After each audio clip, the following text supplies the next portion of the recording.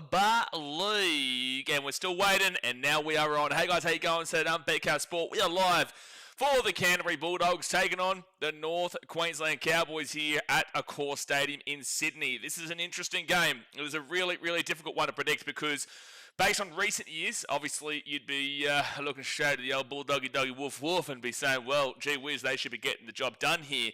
However, they have looked awful this season, let's be honest. They have really, really struggled, and they're situated in 10th position right now. But with a loss here today, they could fall into the bottom four, and there is actually a decent chance they go into the bottom four too with the matchups. You know, Titans Raiders are playing each other, Storm and Dolphins are playing each other, and Dolphins are only 2 points below the Doggies, and both the Titans and Raiders, they're below the Doggies too by 2 points.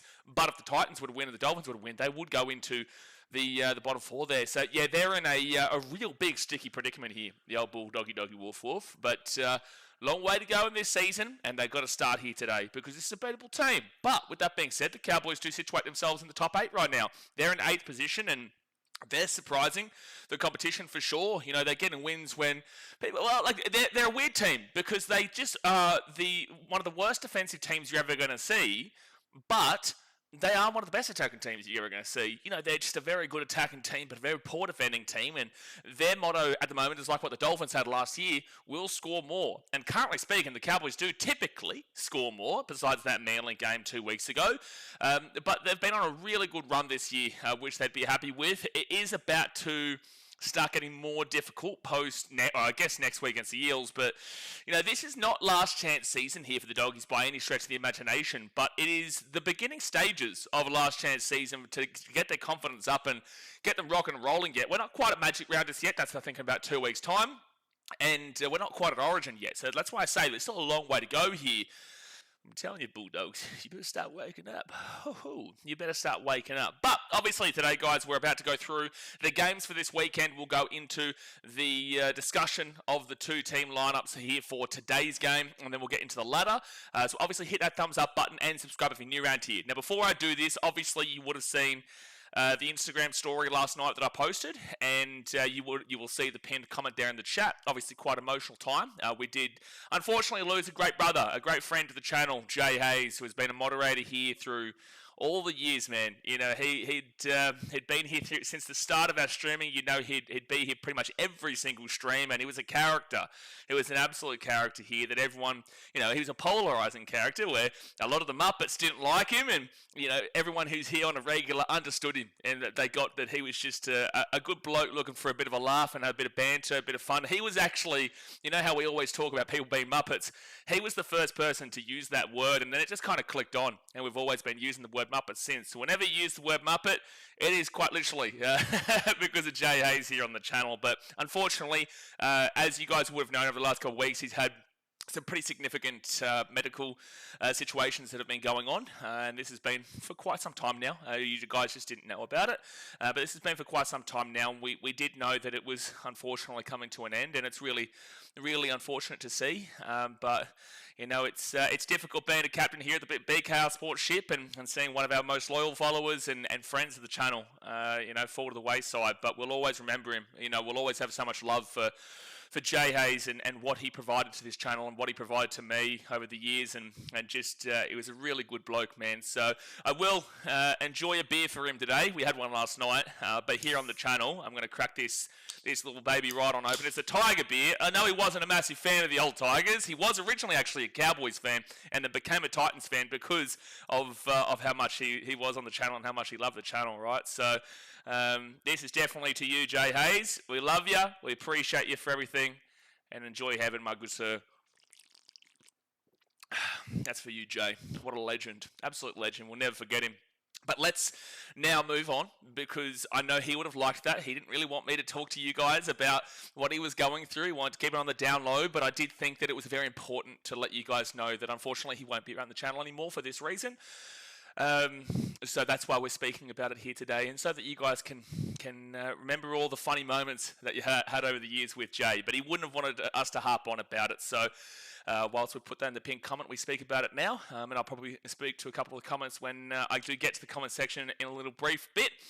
We'll get into today's game. So, like I said, hit that thumbs up button, subscribe for new round here, and let's get into it. So, today's games, we've got the Bulldogs and the Cowboys, which is an interesting one. A very, very interesting matchup here. And then we follow up with the Dolphins versus the Storm, which is maybe one of the more interesting games of this weekend, because the Dolphins, in the last couple of games, they've lost by 2 points to the New Zealand Warriors, who were second position, and they lost by 1 point to the Penrith Panthers. So first and second, unbelievable stuff there from the Dolphins, but they did still lose those games. And the Dolphins are very low down the table and could be going into that bottom four. Actually, would be going into the bottom four because one of the Titans or Raiders would be winning there. So, very important win there for the Dolphins. And they've gone up against a Storm team that have looked absolutely atrocious and awful so far this season. They've lost 6 games in a row, the Melbourne Storm. But you still always have that little irk behind her. Just that little bit of an inkling feeling that maybe they might be able to sneak it over the line. I don't know. But with the Craig Bellamy situation as well, with him unfortunately being diagnosed with a pretty significant, I think it was neurological maybe, if I'm not mistaken. God bless him. Either way, he's been diagnosed with a pretty serious condition. So the Storm, let's see if they're going to bounce back and play up to the standards we know from Melbourne later on today. So they're the 2 games here today, which I'm looking forward to. Tomorrow we have 3 games, which is the Titans versus the Raiders. Obviously, you're going to see my passion, my craziness getting around my Gold Coast Titans, and that is a game to avoid the bottom 4, but whoever wins that game is actually kind of encroaching on the top 8, funnily enough, because of a couple wins recently, or because of, well, the Titans had a bye last week, but still 2 points, don't want to take that away from us, but you would actually be encroaching around that top 8 section with a win there, so it's a very important game for both those 2 teams. The Raiders have a few out, so come on, the damn well Gold Coast. And then we have the Eels versus the Warriors. Surely the Warriors just win that. Surely, but that would be a very typical Warriors loss to lose that game of all games after looking as good as they have so far this year.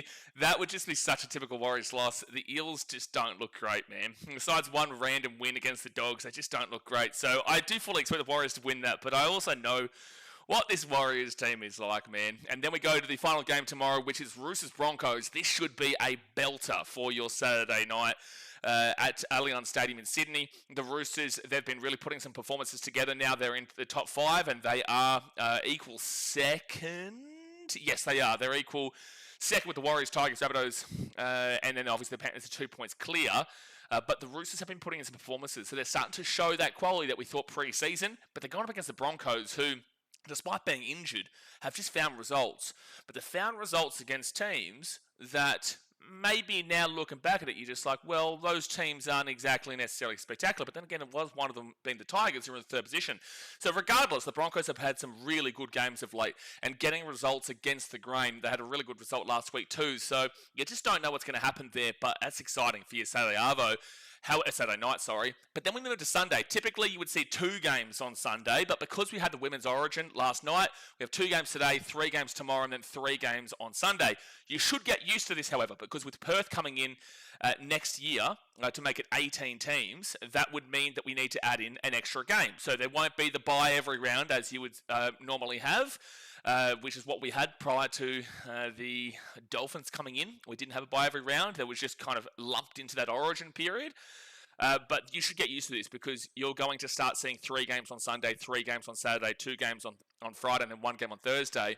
And then when you do get Papua New Guinea come in, we will have that bye return. And then when we get that 20 team in, we're going to have to add in another day somewhere, whether it be a Monday night game or whatnot. They may even still put 4 games on a Saturday. That is an entire potential. So that is something just to keep an eye on, that you should get used to, these 3 games on the Sunday compared to what we normally have on the 2 games. But anyway, the first game is the Knights versus the Rabbitohs. That should be a good one. Rabbitohs have really impressed me so far this season, especially last week. They really just put the sword to the Melbourne Storm, which is what you love to see. And the Knights, they've had a good season, but they're starting to really slip now. They're slipping out of that equation. They have gone from in that top 4 to now in the 11th position. So they're coming back down to the table. It's starting to equalise the comp out a lot more. But it was a positive start regardless. It is still interesting, though, at McDonald's Jones Stadium. I would be fancying the Rabbitohs, however. Then you move into the Sharks versus the Tigers in the second game on Sunday at Sharky Park. Sharks in 9th position, Tigers in 3rd. Tigers missing Dream Buller, Api Sai Kotoi Sao. They're the ones looking the better so far this year. But just knowing what the Sharks can do, man, they're shit until they're not. When they're not shit, they're killing teams 13 plus. But when they are shit, they're losing 13 plus. And I know it sounds obvious, but you know what I mean. If you watch the Sharks very regularly, if you watch the Sharks week in, week out, you know exactly what I mean there. Even though it sounds obvious to, general viewer, you know exactly what I mean. They're either like the shit or they're the shit. That's just the two ways. There's no real in between for them. So that is a big game on Sunday. And then we finish off with what is one of the biggest games of the round, if not the biggest game, Panthers versus Manly. The reason I say this is because Manly have won 4 games in a row. Against who?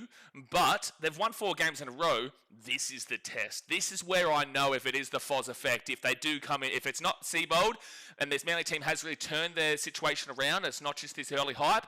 If you go and win a game here against the Panthers in Combank Stadium, that is going to be absolutely significant. So that is a game I'm really looking forward to there, because the Panthers should kill them. They should win that game 20-30 plus, in my opinion.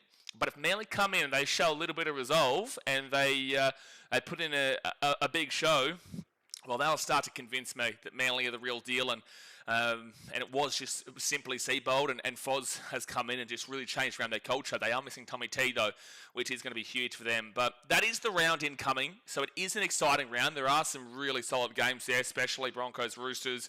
Even though Panthers Manly could be an absolute blowout, that one could be a real close game too with how Manly are playing. So it is a very interesting week. But now it's time to get into today's game. The Bulldogs versus the Cowboys. The Bulldogs in 10th position. Bulldogs are in 11th position, I think I saw. No, it is 10th position. Forget me. Sorry, Bulldoggy Dog fans. So you are in 10th, not 11th. But Bulldogs 10th, Cowboys 8th. This is a core stadium in Sydney. The ins here for the Dogs, Alaka Lasimi, Jones, Nari Tuala, and Lipoi Hopoi, with the outs being Harry Hayes, Jethro, Renakama, and Vili Bombili Viliami Kikau. You go to the fullback, Connor Tracy, with the wingers being Jonathan Sewer and Nari Tuala, and the centres are Bronson Seri and Stephen Crichton. You go to the 5'8", Matty Burton, with the halfback being Lachlan Galvin. Then you go to the front row forwards of Samuel Hughes and Leo Thompson, number 9 of Bailey Hayward. The back row is Jacob Preston, and Josh Curran starts in the back row. Lagan's favourite player, Josh Curran. Lagan, I think Jay would have wanted me to time you out today, so when I do see Lagan in the chat, I am going to have to give you a 5-minute timeout in honour of him, because I know he would have wanted me to do that, mate. But we'll just wait until after I've done all this. But Josh Curran is in the back row alongside Jacob Preston, and the 13 is Jamin Salmon. You go to the interchange, Satili Tupanua, he drops out to the bench, alongside Kurt Mann, Lipoi Hopoi, Jake Turpin, Marcelo Montoya, and Aleko Lasimi Jones, and the coach is Cameron Serraldo. The Dogs this year, gee whiz, they've had one good performance. Argue it with me, Dogs fans. Have you had more than one good performance? I would say no. The one good performance obviously came against the Panthers, 32-16, 3 weeks ago. But on either side of that, there are 2 losses to the Knights and the Rabbitohs, 24-16 and 32-24, and then to the Eels, 38-20, and the Broncos, who were very injured, 32-12. So they got slapped. They got slapped by the Broncos, who are very injured right now, 32-12. That was crazy. So in the last 5 weeks, they've only won that one game, and it was a very impressive game there against the Panthers. But then you go back to the first couple of rounds, where they had a bye in round 2. They just beat the Dragons, who haven't won a game this season, 15-14, and it should have been a draw. It's very controversial. And then you go to the game against the Raiders, who are also in the bottom 4 right now, and they won 14-10. They're in bottom 3 right now. So there's 2 wins against last and third last this season, and then there's a 1 win against first. It makes no sense. It makes no sense that they've got that win against first, and then the win against last and third last, but they're also not in the top 8, and they're just not attacking. And if any Dogs fan can argue it, please feel free to do it. When we look at your attack so far this season, across the 7 games you've played, you've scored 133 points. You are the second worst attacking team in the comp. You are 16th for attack right now. The only team worse is obviously the Dragons, who you only beat out by 1 point when you played them. They've got 114 points to their name. So it's only 19 points that separate between the Dragons and the Bulldogs on the attack. So that should tell you everything you need to know.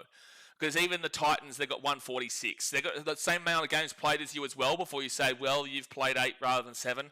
No, Titans also have 7.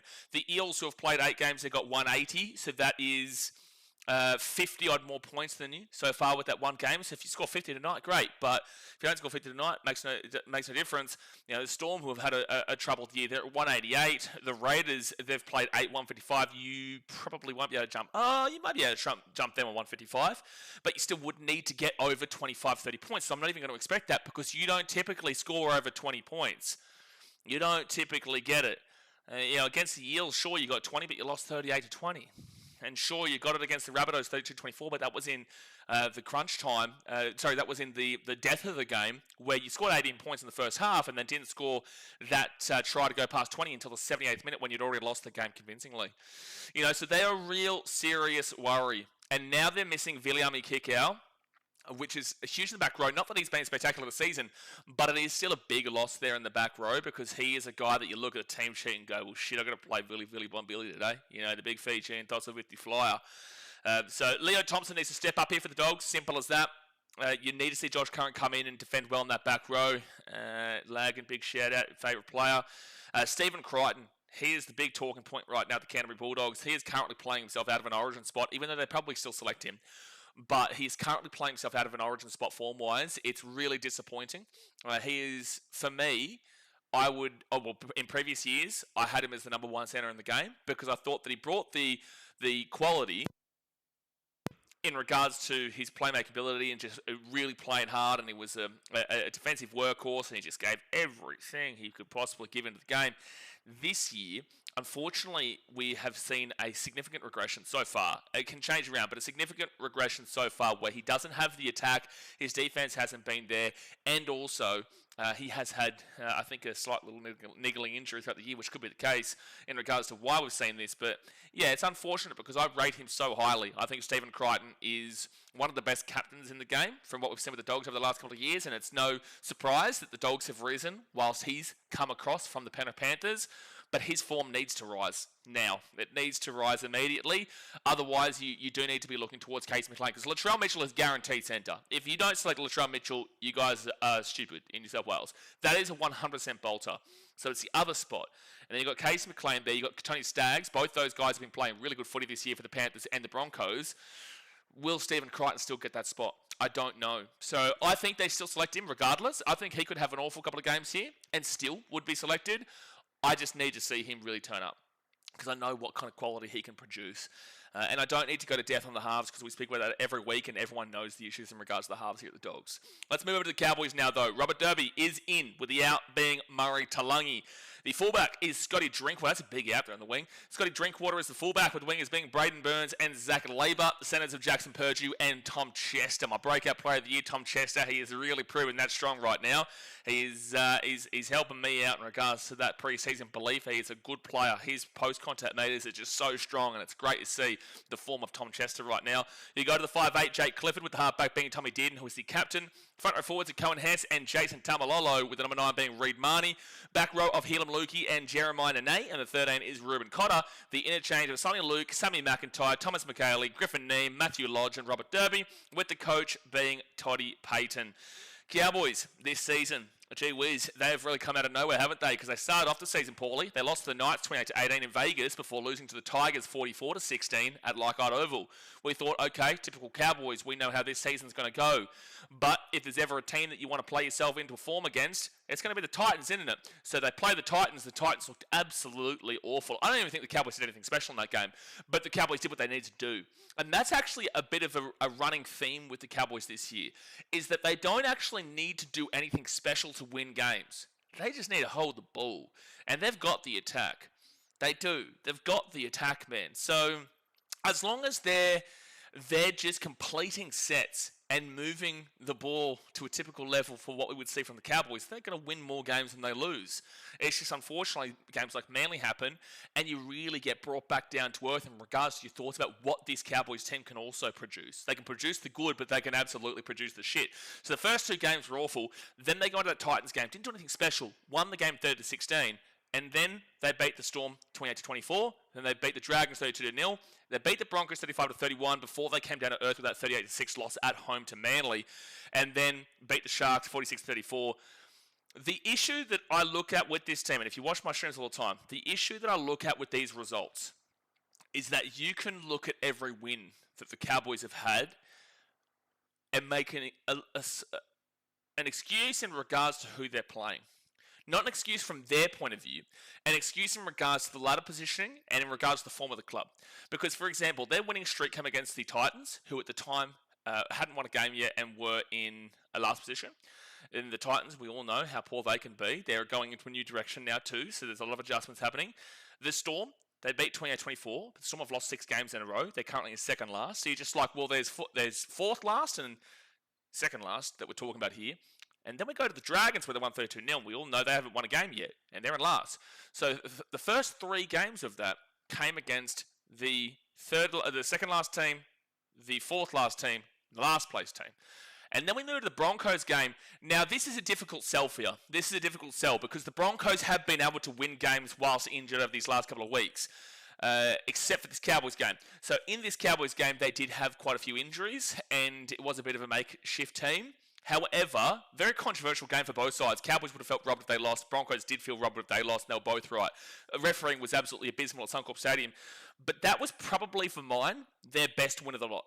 Funnily enough. It would probably be my best win of the lot out of these group of games that they've had. Because although there is that question mark in regards to the Broncos who have the injuries, the Broncos have then proceeded to go and get some pretty solid wins themselves over these last couple of weeks. So the injuries are important to consider, but the Broncos after this have gone on to do well. So, it's a hard sell to give. But at the end of the day, they got that win.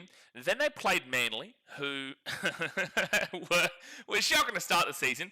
But anyway, they've come into a bit of form and they won 38-6. The Manly Seagulls beat the Cowboys 38-6. The Cowboys had a 42% completion rate at halftime.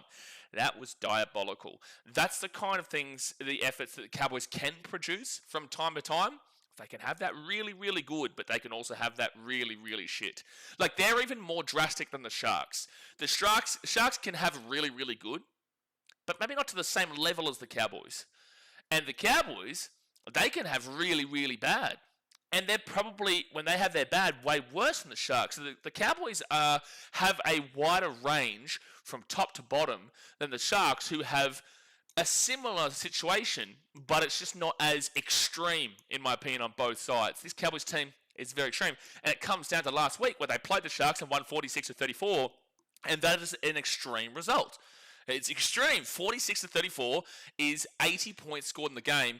46 for the Cowboys shows their attack, but the Sharks 34 points against them also shows their defense. So that is the extreme that I'm talking about here, where the Cowboys can be unbelievable on attack, but awful on defense. However, when their attack doesn't go, their defense still suffers. But luckily for them, they play a Bulldogs team here today, who are shocking. However, this could play against them. Could this play this Bulldogs team into a little bit of form in regards to their attack? Because the Cowboys this year, if you remove that Dragons game, which was 32-0, but the Dragons are the Dragons, that I'm pretty certain, if you actually give them like an average across this season, actually, let's do this. Let's do this. Let's see how many points they've conceded this season, and then I'm going to take away that Dragons game. We'll add in, like, if they weren't playing, this is all hypotheticals really, but we'll take away that Dragons game and give them an average for that game to show you what typically they're giving up this year. So 28 points against the Knights, and then 44 points against the Tigers, 16 points against the Titans, which I think is their lowest outside of that Dragons game, 24 for the Storm, and then you go 31 against the Broncos, you go 38 against Manly, and you go 34 against the Sharks. So that's 215 points without that round 5 game. Well, that's 215 points in total. I should have just gone and looked at the ladder. I'm stupid. But 215 points, and then divide that by 7, then that's 30 points per game. So if on an average, they're giving up 30 in a game, which is just crazy stuff. So if you put that extra 30 on, that'd go to 245 points against them this season. It is not the worst, but it is the third worst. It is the third worst. And right now, regardless, I think it's 5th worst anyway. So they're very lucky they come up against the Dragons team that could not score that day, but overall, week on week, they're pretty much giving up 30 points. So they must score over 30, which is what they are doing for the most part, bar that Manly game. but that does show you a real solid difference. Like when you're looking at the defense of these teams up there, and again, at this nil game against the Dragons, the Broncos have only given up 171. Manly have only given up 158. Roosters 178. Rabbitohs 150. Tigers 127. Warriors 156. And the Panthers 106. So the Panthers have given up, in the same amount of games, both played 8, the same amount of games, 109 less points than the Cowboys. That is a significant stat there on defense. So that's why it makes this game interesting here today. Because you do want to say the Bulldogs' attack is just diabolical and they're not going to score jack. But if they're going to score something, it's probably going to be against the Cowboys team or against the Dragons team, even though the Dragons, in round 1, they only scored 15 points and they were lucky to do that. 14 points at a minimum. Anyway, so do I want to go... Like, I think the Bulldogs should be justified underdogs here, but I do think this is a bit of a trap game here for the Cowboys. I do. I think if the Cowboys go and win this, I'll be pretty confident that they're a genuine contender for a top 8 team this year. They're not real high up there. Like, they're not going to be winning the comp by any stretch of the imagination this year because their defense is nowhere near good enough. But if they go and win this game, I'll be pretty confident that a significant drop-off isn't going to happen to the likes of where we did expect them to be pre-season. You know, most people had them for the wooden spoon. I didn't put them there. I put them, I think, in 3rd last or 4th last. I think they've already done enough to show me that they can get past those teams, but it is still very early on. You've got to remember, the top 8 right now is only 4 points away from 3rd last. So the team that is currently Manly in 6th position are on 10 points. Everyone below Manly is within, let's remove the Storm of the Dragons for the time being, but there is only 4 points separating Manly in 6th position to Parramatta in 15th position. Obviously, points differential is pretty key here. The issue is the Knights haven't had a bye yet. The Cowboys and the Broncos also haven't had a bye yet. So that benefits teams like the Cowboys and the Broncos who will be higher once they get their bye, especially with the points differential because the Roosters are plus 37. Anyway, let's move into the ladder here. I'm going to say the Cowboys should win this game. They should, but I'm going to tip the Bulldogs because I feel like they're at home. They're facing a significant amount of pressure right now, and I don't know why, but this just could be one of those Cowboys games where it doesn't get rolling, and the Dogs may be able to win like a 20-16 kind of deal. But then again, in a Cowboys game, there's a lot of points. I feel like the Bulldogs nearly need to score 30. I feel like the Bulldogs to win this game nearly need to score 30 because the Dogs' defense has fallen off an absolute cliff, mate. It's fallen off an absolute cliff compared to last year. They were first last year for defense. Currently speaking, the Bulldogs 166 against. It's behind the Panthers, the Warriors, the Tigers. Panthers, Warriors, Tigers, Rabbitohs, Manly. Your defense is below Manly. Wow, that's significant. Even though Manly's last couple of results have really helped that. They're still actually, funnily enough, 6th. The Bulldogs are still, funnily enough, 6th for defense. But that is one less game than the Cowboys. There's one less game than the Warriors and the Panthers who are above them. So they could, with 8 games, drop down to like a 9th, 10th, which would make a lot more sense. But 6th is quite surprising considering what we've seen for the Dogs this year. But anyway, I will go with an upset. But like again, realistically, with the form, you'd be taking the Cowboys. I just feel like maybe the Bulldogs get up here today. But I'm happy to be proven wrong. I love being proven wrong. I say this all the time. I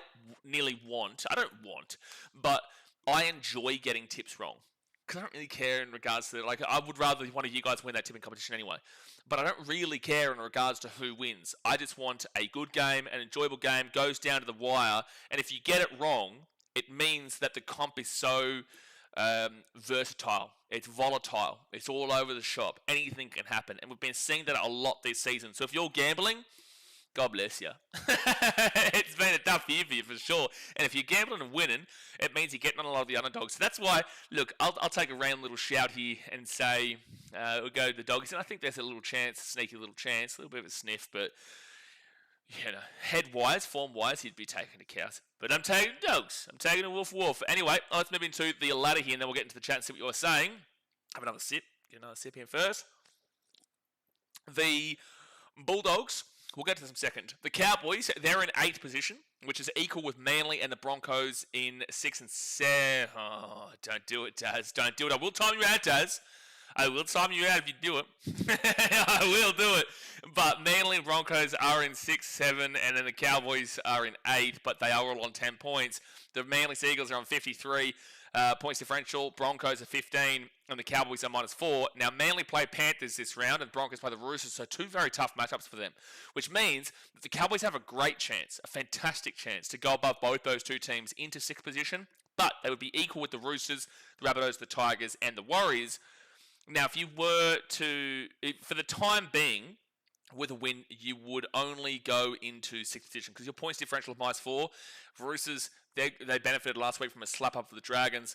They're +37, Rabbitohs +72, Tigers +82, Warriors +86.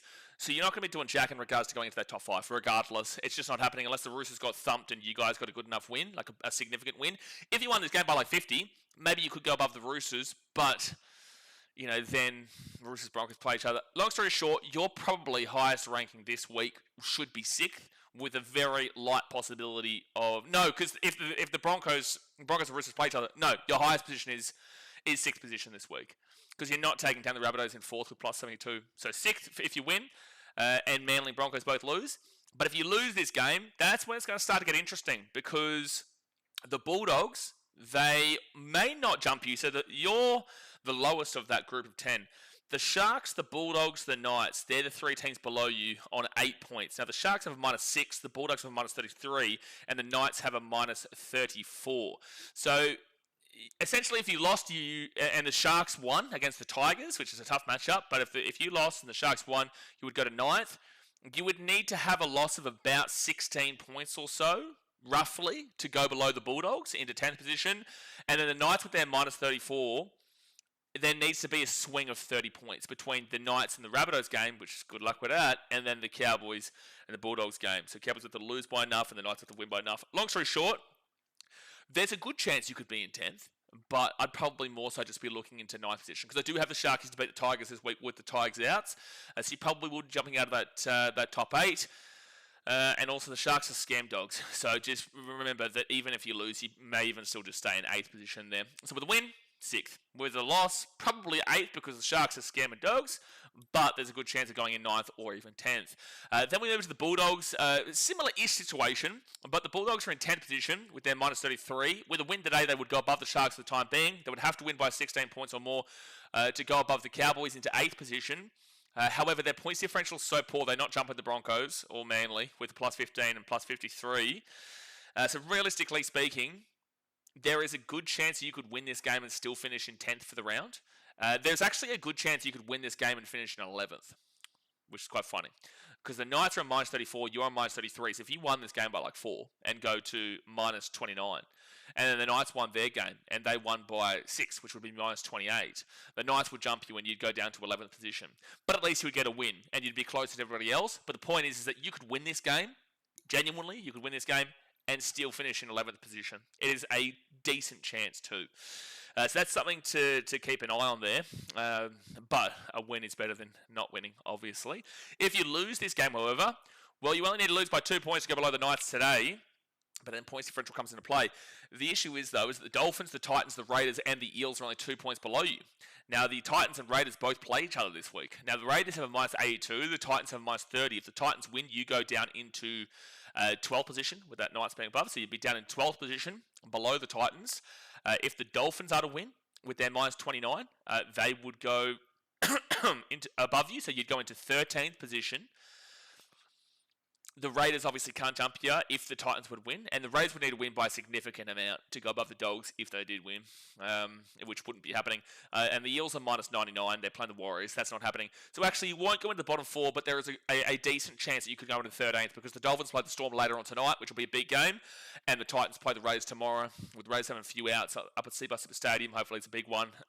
So there is a good chance you could go into 13th position, which would be diabolical considering your last couple of years. So that is the preview here for today's game. Let's move into the chat. Let's see what you guys are saying. Obviously, hit that thumbs up button, subscribe. I'm sneaking a little upset here for the Doggies, but I'm fully aware the form suggests the Cowboys should win this game.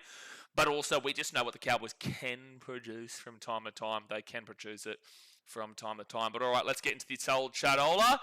And let's fire it all up. So James, the $5 donation says, rest in peace, Jay. We'll miss seeing your comments in the chat. Jesus Christ is King. Appreciate you for your dono, mate. Yeah, he was a good bloke, and he was always here, and it's definitely going to be interesting to not see his comments all the time. Either seeing a timeout slap up in the chat, or him calling someone a muppet, or him just having a bit of banter and a bit of a laugh, mate. So it's definitely going to be different and interesting to not have him here, but we love him, and he'll still be watching. Don't you worry. He'll still be timing you guys out from up above. He'll still absolutely be timing you out. That's why I'm waiting for Lagan. If I see Lagan come into this chat, he's getting the first time out of the day, 1,000,000,000%. But appreciate you for the donuts, Cody James, and Jesus Christ is absolutely King. Shauno says, Jay, you're going to be very missed. Michael says, I love you, Jay. Miss all your jokes. Will never be forgotten. Jesus is the answer. Jesus is the answer. You'll be missed, Jay. Full-time story says, over under 50 prediction, GPM says. Over, jeez, with the Dogs, you never know. Like, realistically, based off of how these two teams have played this year, I'd go the over. But with the Dogs, I did say under for the Dogs Broncos last week, and I think it did go under.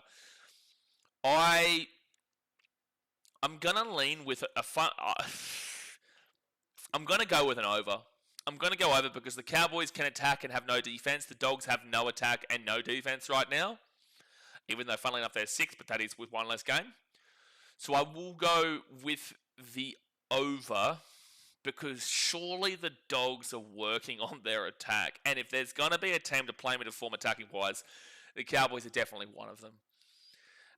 Breton says, rest in peace, Jay. He was good for a laugh and to have a round. He'll be watching from above, calling people Muppets. Still, he's calling everyone a Muppet right now for sure because he would hate this. He would hate that he's the centre of attention. He really didn't want that to be the case. He never wanted it to be the case. I've known about his medical conditions and whatnot for over a year now, really.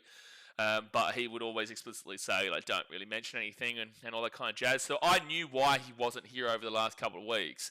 When people were saying, like, oh, is Jay gone now? Like, he's not here. It's like, I knew. I could only say he's got some medical stuff. But, yeah, it's been coming for some time. So at least he's not in pain anymore. Olivia says, rest in peace, Jay. Absolutely heartbroken to hear you've left us. And we will never forget you and the impact you've made on the channel and all of us here on the channel. Absolutely. He's always been here. No matter when you guys subscribe, I'm telling you, you would have seen him as one of your first comments on the live streams. That's for sure. That's for sure. As I said, send a prayers to everyone that was close to Jay, especially you, Blaze. God bless you. This tough time, man. Yeah, no, we moved, mate. Hopefully the Titans can get a win from this week because he became a Titans fan because of this channel. He was originally a Cowboys fan. Someone says, I can't believe it. I never knew he was so ill. I love you, Jay. Top bloke, great guy, great Aussie banter. You will never be forgotten in here, my friend. And I'm sure the whole of China will miss you. The whole of China will miss him. Chinese jokes are always so good. The old jokes on the Chinese jokes, because for people who don't have the context, Jay was from Perth, and we would always say that because Perth is the other side of the country, that basically that is China, closer to China and whatnot. So that's the Chinese reference there.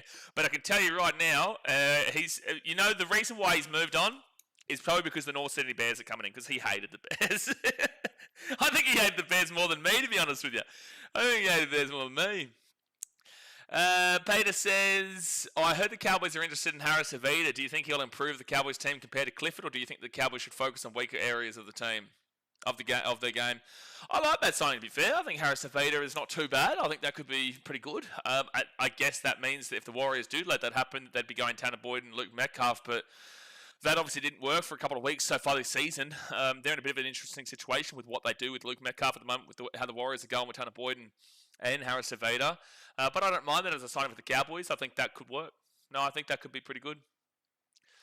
Brent says, I think the Cows have more points than them, and the Dogs looking a bit light in the forwards. The crowd needs to get right into this one. Yeah, for sure.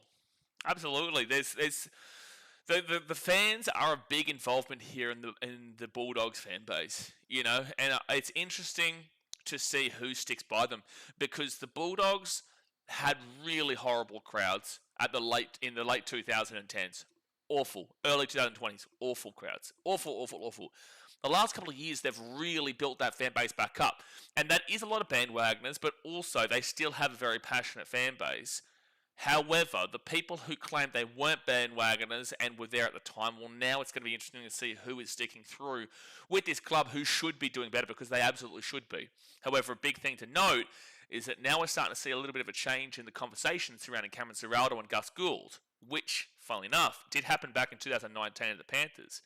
because the Panthers had built up a very similar reputation. They were really building their young core and the young group coming through, and their younger grades was all well built up. But then they weren't able to take that next step. And then when Gus left, that was when Ivan came back. When Gus left, it was like that. The head at the top of the hunch, head at the top of the bunch, had been removed, and now the team could do what it was wanting to do without the involvement of Gus, and now the Panthers have gone to do as much as they have. Gus was a massive involvement in Penrith, but I did feel like he needed to leave for him to be successful, and that's what's happened. I do feel like that's the case here at the Dogs, where he's done a lot for this team. He's done a significant amount, but I do feel like it is time that Gus moves on from the Canterbury Bulldogs, because I feel like he has too much of a say on such a consistent level where it's his way or the highway. Because of his history, he believes that everything he touches turns to gold, and I don't necessarily believe that's the case. This is from an outsider's perspective. I need to reiterate that. This is not a fact. This is just from an outsider's perspective of how I take the situation. Aspects as the Dogs are favourites of this one. That's an interesting thought. That is interesting. I love Has it started? No, the game starts in 20 minutes' time. Would anyone disagree with me in the notion in regards to Gus Gould and whatnot? Michael says, Jay equals the greatest Muppet of all time. Massive Muppet. Oh my gosh, massive Muppet, that bloke. Massive. Sam says, Jay used to time me out every stream before I was mod. Well, Sam, you know what? Let's do it for him, then. We'll see you in 5 minutes, Sam. We'll see you in 5 minutes, then, Sam. That one's for you, Jay. That one's for you. Shauna says, and I'm going to miss the games today as I have to go out. That sucks a lot. Well, we've still got 3 games tomorrow, Shauna. We've still got Titans, Raiders, Roosters, Broncos, big one. Oh, you're missing Dolphin Storm, huge. But you'll be here for Titans, Raiders. You've got Roosters and Broncos. And is Rabbits Knights on Sunday or Saturday? Either way, there's some good games. Eels, Warriors tomorrow, Titans, Raiders, and Roosters, Broncos. And on Sunday, you got 3 games of Knights, Rabbitohs, Sharks, Tigers, and Panthers, Manly. Just be grateful that the Dragons have the bye, really. Just be grateful the old Drags have the bye. That's what I say. Brenton says, well, that's one positive. He wanted to see the Bears Muppets getting around town. Exactly right. You know, exactly right. We all know Jay will still call him lagging them up, but absolutely. Brenton says, oh, that's right. Andrew says, hey, everyone, get around you, Andrew. Someone says, a channel legend, gone but not forgotten. Never will be forgotten. And especially when the Titans win a comp one day. We'll think of him. Marcus says, isn't Gus re-signed at 2030? Maybe so, mate. This is what I'm saying. From an outsider's perspective, it just feels to me like they have now got too many chefs in the kitchen. They've built up a restaurant. They've built up a really successful restaurant that is looking to take that next step to being superstardom across the world. Michelin star stuff, being the best in the world. But because they've got too many big-time chefs in the kitchen, now it seems like it's all coming undone. Because this has been a downwards trajectory since last year, when they started making wild changes to their team. Changing their halves, changing the hooker. Whilst you can agree with the decision long-term, I think that you can look back now and say, well, no matter what, even though there was criticism for Toby Saxon and whatnot beforehand, no matter what, they were going really well until that happened. And then when that happened, it does not feel like the Dogs have put a good step in at all. What is one good step that you've seen, and this goes for everyone here, Bulldogs fans, anybody in general, what is one good step that you've seen the Bulldogs make, or big moment the Bulldogs have had post that situation halfway through last year? What is one? Just one thing, because I can't think of it off the top of my head. I cannot think off the top of my head what is one specific thing that the Bulldogs have done right to put themselves back into a winning trajectory since it. And it says, Cowboys win for the biggest Cowboys supporter I know. If you know, you know. Well, he's actually a Titans fan, mate. He changed to the old Titans. Brighton says, love you, Jay, brother. Thank you for being you. Thanks for the stream. BKR, yeah, get around him. Get around him. What a man, Brighton. Daniel Tech with the $5 redo donation all the way from the US of A. Get around you. Daniel says, how was the weather? Also, what you think over and under 50.5. Thank you. I love your streams. Appreciate you, Daniel, for the support. Like I said before, it's a really difficult one here today. I think the weather is fine. I'll check it for you. I'm pretty certain the weather is fine. We've got people from Sydney in the chat, so they can let us know. No, it looks beautiful. Looks fine. So the weather is great, which does encourage the Cowboys. Over and under is a tough one because typically with Dogs games you would go under, and again against the Broncos they went under. But that was usually when they had the Dogs of War defense last year, and just in general, the Dogs would usually keep it under. Now they don't really have that, and their defense has regressed quite significantly. So much so, getting pumped by a baby Broncos team 32-12 last week. Whilst the Cowboys, they score a lot of points. They score a lot of points, but they give up a lot of points themselves as well. So if the Bulldogs can come in and play themselves and form into the attack, we could see a very high-scoring game here. Very, like the 46-34 of the Sharks game against the Cowboys last week. I am going to lean with the over, even though tipping it over in a Bulldogs game is always so dodgy. Because if they come in with the defense that we've seen over the last couple of years, this game probably just goes under, and the Bulldogs actually win the game. If the Bulldogs have the defense of the last couple of years in this game here today, they win this game, and they may win it like 32-6, 26-6 kind of deal. They may win it in that way if they had the same defense in the last couple of years. But they don't have that defense the last couple of years, which is why I'm pretty happy to say like this could be just a blowout game here to the Cowboys, or it could be still 32-30, like that Broncos 35-31 game a couple of weeks ago with the Cowboys Broncos. But the Bulldogs don't have the attack, but this is a game they could have that attack. So it's a hard one to give you a straight up answer, man. I would lean with the over, but be wary. Definitely be wary. After last week, I said I'm not tipping the Dogs again, Sundo says.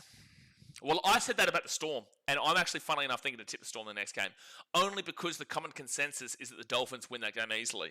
And it's like, with the situation regarding Craig Bellamy, 6 losses in a row, I just feel, actually, I should check my Supercoach here to make sure I got my team all sorted, but I said I'd never tip the Storm again. I'm going to do it today, even though full well knowing that the Dolphins should just win that game with how they've been playing. But again, they've still been losing. But they've been competing. But they've still been losing. They have still been losing. Alright, so let me just make sure of my Supercoach team here. I've got Reece Robson, Kolomatangi, Tommy Gilbert, Fainu Halasima, and Nathan Cleary captain, Munster, Taylor May, Brian To'o, and Keanu Kenny. Would you guys this week, here's a question for you. This is Supercoach Draft, not Supercoach Normal. Would you guys this week play in your fullback Keanu Kenny or Matty Duffy? So Keanu plays tomorrow against the Raiders at Seabass. Matty Duffy plays on Sunday against the Newcastle Knights. What would you do? I think it's a hard one. And the Panthers play Manly. Like, I still am going to put in Brian To'o, but I do really want to play Tony Staggs against the Roosters because the Roosters can definitely give up a couple of tries to him. But I have to play Taylor May. I do. I've got to play Taylor May against the Sharks. There's no way I can do that. So, yeah, who would you go? Would you go Keanu Kenny or would you go Matty Duffy? Seb says, maybe this game we should leave the scoreboard broken for now. He first 5 minutes of the game as a tribute. Yeah, probably should. Yeah, be screaming from above. They'd be screaming. Zaspy says, who's your try scorers this game, bro? Try scorers for the Bulldogs, one backline player. I guess I'm going to have to just go for a bit of Stephen Crichton. He's been really poor this year. He's been one of the worst centres in the game, unfortunately, for me this year. He's been really disappointing to watch. But I'm going to back him in to bounce back here. If I'm going to take a little bit of an upset, I'm going to take Stephen Crichton to turn it up, especially going into the Origin period. So I'll say Stephen Crichton for a try score for the Bulldogs, which isn't actually a typical answer. Normally, you'd probably go with an Anari Tuala or Jonathan Sewer or even a Bronson Seri, maybe even a Matty Burton. But I'm going to go with Stephen Crichton here today. And then in the forwards, I'm going to lock in. I'm going to go Jacob Preston. I have to do it. So I'm going to go Stephen Crichton and Jacob Preston for the Dogs. For the Cowboys, they are missing Murray Talangi, so Laybuck goes onto the wing there. I don't think Chester's scored a lot of tries this year, despite looking good. Tommy Dearden hasn't scored a try in a while. Let's back in a bit of Tommy Dearden for a bit of fun. But then again, I am really liking Tommy Chester this year. Yeah, I'm going to go Dearden. I'm going to go against the grain here and go Tommy Dearden in the halfback position. There's some more obvious ones in that back line, so I'm going to go a little bit against the grain and go Tommy Dearden, the captain. And then we go to the forwards, and Lukey's been great. Jeremiah Nene, I think this is his first start this year. I think last week he came off the bench, so I'm going to back in Jeremiah Nene for his first mate pie. That's what I'm going to do. Yeah, we're going to go with Jeremiah Nene. Jeremiah, no. So the try scorers I'm going, Crichton, Jacob Preston, Tom Dearden, and Jeremiah, no. Dearden's the outlier there. I wouldn't expect that, but he's a sneaky little sniff at it. A sneaky little sniff. Sana says, I said that about the Storm as well. Worked last week. Can't tip the Storm until proven otherwise. That's exactly what I said, but for some reason, I'm tipping the Storm. I'm doing it. I'm going against myself here when I shouldn't, but when I have gut feelings, I have to stick by the gut feelings, because every time I have a gut feeling and I still go with what I'm thinking, I get it wrong. So my thoughts are that the Dolphins win that game very well, very easily. But my gut feeling is telling me to the Storm. I've just got that gut. And a lot of the time my gut does come right. It does. But I'm still very worried. Very, very worried. Always back to tighten up, Kenny. I have to do it, Brighton. I have to do it. Jackson's just joined the stream. What's your tip, please? For some reason, I fancy the Bulldogs to react against a bad defense. I've said maybe, apparently they're favourites, which baffles me. But yeah, I've gone with the Doggies here in an upset. Just a little bit of a sneaky. Again, I think that the Cowboys on form should win this game, but I don't trust it. I don't trust their form, and I also don't necessarily trust the Bulldogs' form, but theirs is a bit more consistent than the Cowboys for mine. So yeah, I've gone with the sneaky of the Dogs as well, but I can't believe they're favourites. Obviously, I'm in Vietnam, so I don't... I'm in a great place, by the way. I moved into this new Airbnb for the next month today. It's like 2 stories in a great area near Bui Vien. If you know Ho Chi Minh, Bui Vien is a crazy good area, especially for watching Manchester City at the bar and whatnot. We play Everton this week. My birthday's actually on Monday, so my birthday's on the 4th of May. So it's going to be a good night, because then Man City play Everton at 2 a.m. But a great area. Internet is like 450 it's speedy. It's just unbelievable. Great balcony out there. It's a perfect place. So I'm looking forward to next month. I tip in the Storm so they get a win before Magic Round. Hi, Andrew. Regardless, you lost by 50 to the Storm. Hey, 50 points? That rings a bell, Andrew. 50 points? No, that doesn't ring a bell, does it? Oh, he also, Jay loved the old Thai herbal inhaler. I may as well have a whiff of it. Oh, Sam, you had to do it, didn't you? I'm so glad, Nearly. Like, I would have loved to have streamed here with it being my birthday. I think like last year it was my birthday on stream. But I would have I'm kind of glad, because I know there'll be Muppets like you who will just spam May the 4th be with you, because I get that every time, every year. And everyone always thinks they're brand new. Everyone always thinks they're the first person to say May the 4th be with you, huh? You get it? Shut up. Shut up. Happens every year, dude. Everyone always thinks they're the first person. It's the first thing my dad says in every year too. Loves to dig at the line. Tommy Dearden asked himself, wow, that's exactly right. Dave, very much well known that. 10 minutes to go until the game kicks off here, guys. Hit that thumbs up button and subscribe. And don't forget, we do have the Dolphins versus the old Storm right after this. Actually, another good thing with this Airbnb that I'm at is that they've stocked the fridge up. The whole fridge is stocked with beer, with Cokes, with soft drinks. They've got free snacks here as well. It's unbelievable stuff. It's unbelievable. It's stocked. It's all included. It's the most ridiculous thing. It's so good. Bruce says, happy birthday, brother. Who let the dogs out, eh? We'll see. We'll see tonight if the dogs are going to be let out or not, or if they're still going to be the puppies at the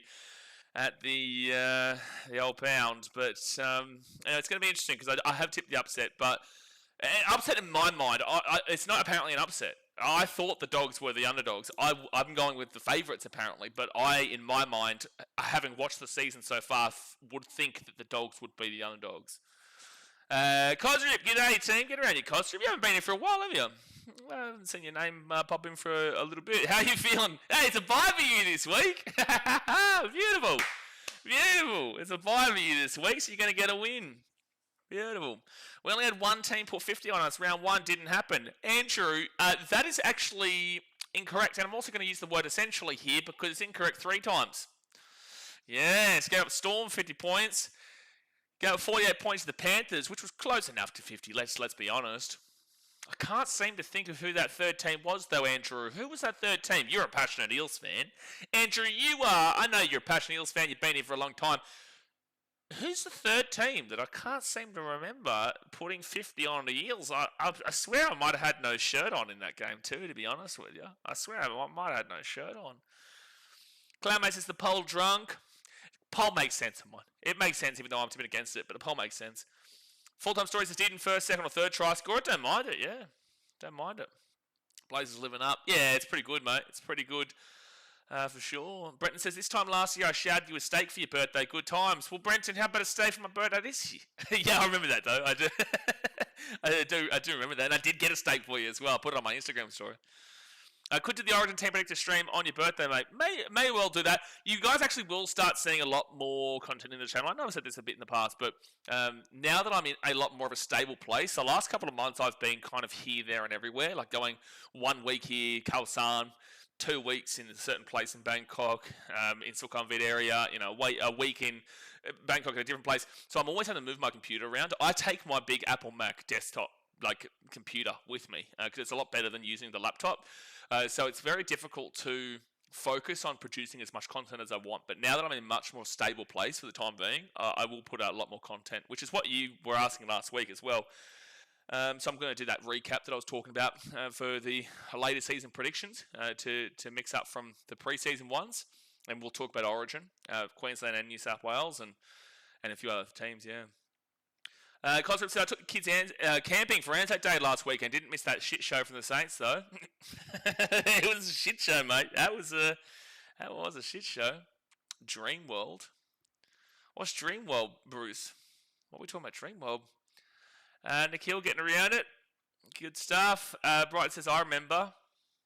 Oh, yeah, definitely. Andrew says, Titans got a holiday and toured the best river in Sydney. The best river in Sydney, is it? The old Parramatta River. The Parramatta River is beautiful, mate. When we're thinking, I'm traveling the world, I go Vietnam, but to be fair, the river here is quite wild. But and the river in Thailand wasn't great either. The Trail Fatao River, or whatever it's called. It's beautiful. It's a lot more beautiful than Parramatta's river, that's for sure. But it's still, you're not going to go swimming in it. How do you travel with your Big Mac? Do you have a special flight case? No, I have a suitcase. Oh, well, I have 2 suitcases, but when I went to Thailand, I only took one left with my partner, my other suitcase. But yeah, I bring the computer with me in the suitcase. Actually, I didn't even know. They don't advertise that here in China, that's for sure. Oh, how come there was no Thursday game this week? Oh, the Women's Origin. Yeah, New South Wales last night won 11 points to 6 over Queensland. Of course they don't advertise it here in China, Justin. What do you mean? Of course they're not advertising NRL, let alone Women's Origin. Well, they might have some NRL games in Beijing and whatnot, but they're not advertising Rugby League on the regular, especially Women's Origin. They barely even advertise it in Australia for Women's Origin. Even though the views last night were actually pretty good, I'm pretty certain. Para River is the Aussie Gungies, Sam says. Fun fact for you, most people don't know this. 4 minutes to go into the game. Most people don't know this. You can actually swim in the Gungies and be completely fine. But it has to be very north. If you're going in the Gungies around Varanasi and whatnot, you're going to die. But if you're going to swim, you can swim in the Gungies, but it has to be well up north. It's completely sweet there. Sana says, didn't even see it on socials though, which is strange. I didn't see it much on socials either. I know that it's on. You are lagging, friend, I think. I am lagging? Oh no, it's doing this again, is it? Oh no. Hold on, let me try and fix this. Let me see if I can fix this. I think it's going now. Yeah, no, is it working now? Are we working again? Oh no, is it doing this nonsense again, is it? I think it is this YouTube.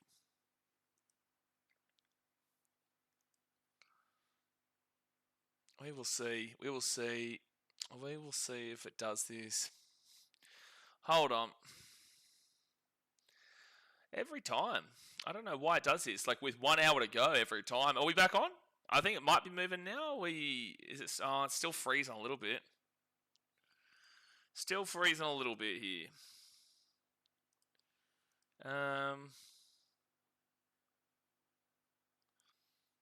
Okay, maybe we're back now. Maybe.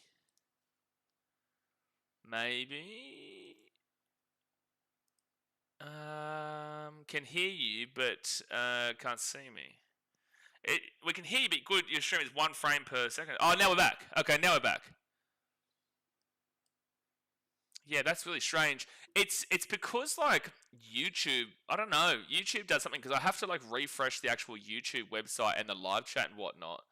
So yeah, that happens from time to time. It's really strange because my computer's completely fine. Like I'm still watching the game and everything's all sweet and stuff. And then that's happened a couple times now.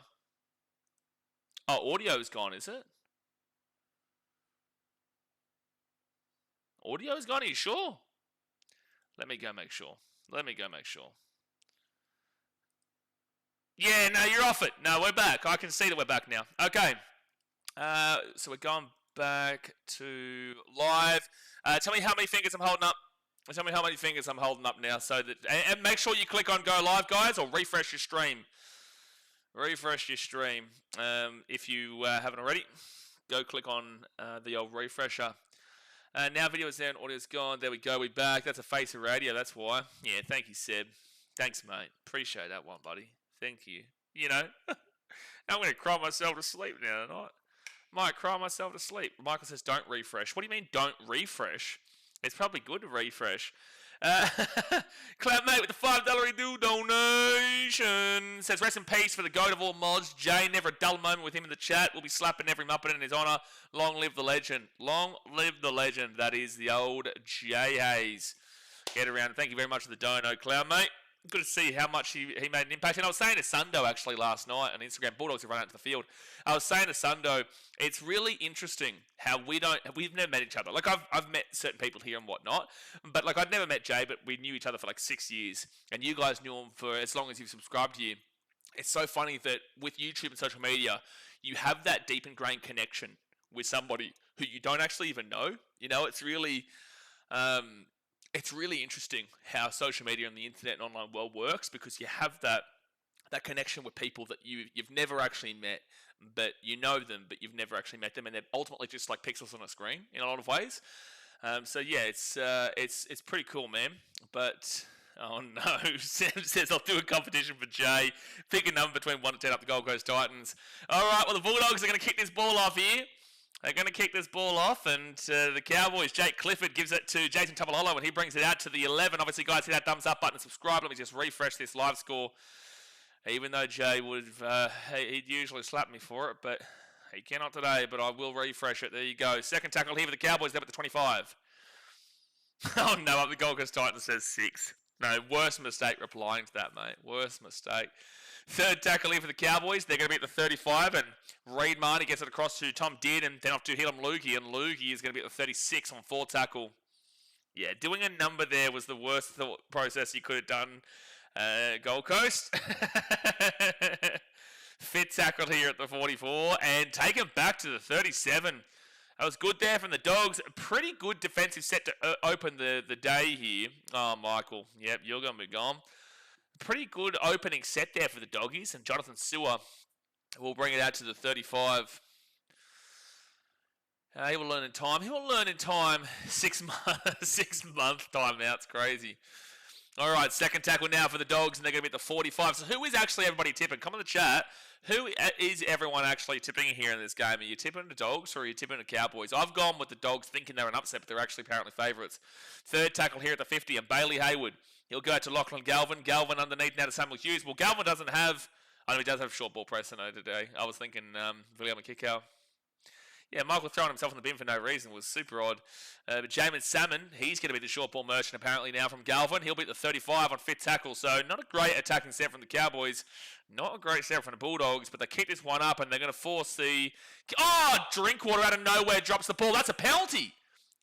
Yeah, Ruben Cotter has touched that ball offside. Definitely penalty. Yeah, penalty to the Dogs here. Bulldogs, the Ghosts, let us see the game. Ba-da-ba-ba-ba. Get a job. How about that one? 2 minutes gone here in the first half.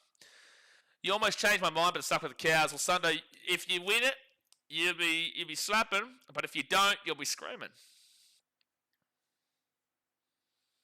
Well, you don't need to hide it, Sam. You don't need to hide him.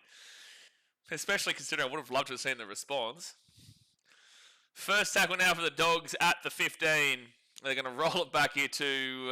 yeah, but until he does something stupid, you know, like, I think leave him until he does something stupid, which inevitably will happen if they're a fake account to troll. 6 again for the Dogs, Jamin Salmon. He's going to be at the 5. First tackle now for Canterbury, 3 minutes out.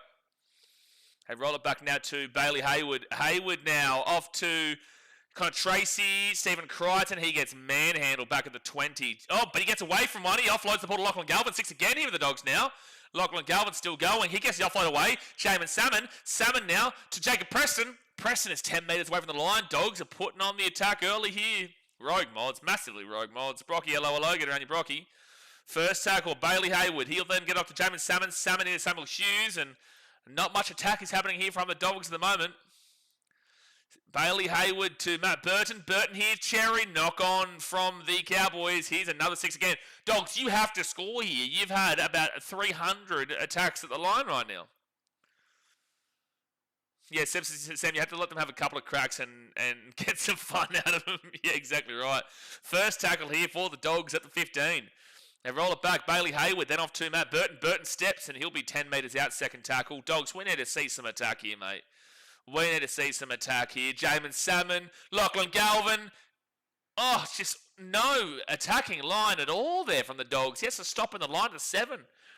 No one making the right play alongside him. Bailey Hayward, Jamin Salmon, Salmon to Samuel Hughes, and no Leo Thompson. He's 10 metres out. Nothing happening here. 4 tackle. Show us some attack.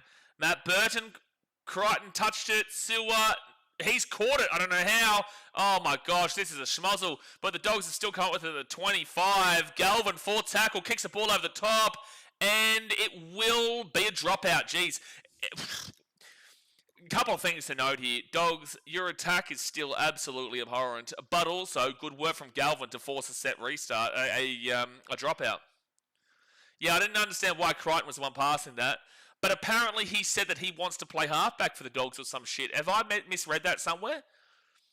Putrid stuff said. Their attack is just poor right now. Premeditated kick worked through. It worked though, yeah. So the Dogs will get the ball at the 15. No, knock on Dogs first. Oh my gosh. Oh my gosh, and commentary circle jerks, it says big test survived by North Queensland. Not even really, because look at the Bulldogs attack, bro. It is so bad. The Bulldogs attack is so bad. It's so poor. That's a good short drop out there from the Cowboys. It's definitely a knock on there from Jonathan Sewer. 1,000,000% knock on. Andrew says, you're keeping me going today. Listening to you while delivering for 25 hours today in the van. Message retracted, didn't get to see the last part, but appreciate you, Andrew. Well, we've got the Dolphin Storm right after this, so you got another good, essentially 4 hours. 4 hours worth of games on today, which is good for you. So good luck with it all. Second tackle now for the Cowboys, and they're going to be at the 25. Someone says, yeah, I'm done pretending Galvin will never be a 7. He's a flat-out 6, frustrating to watch. He can't organise for shit. Oh, knock on from the Cowboys.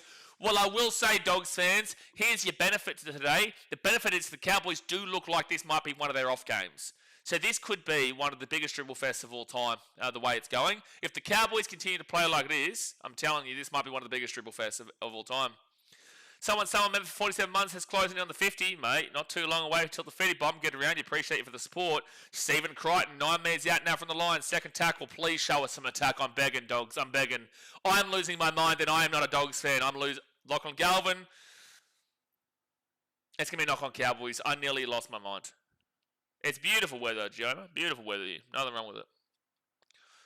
They have a good team. Why is it like this? Well, they signed Adam O'Brien to be their attacking coach, which made no sense at any stage.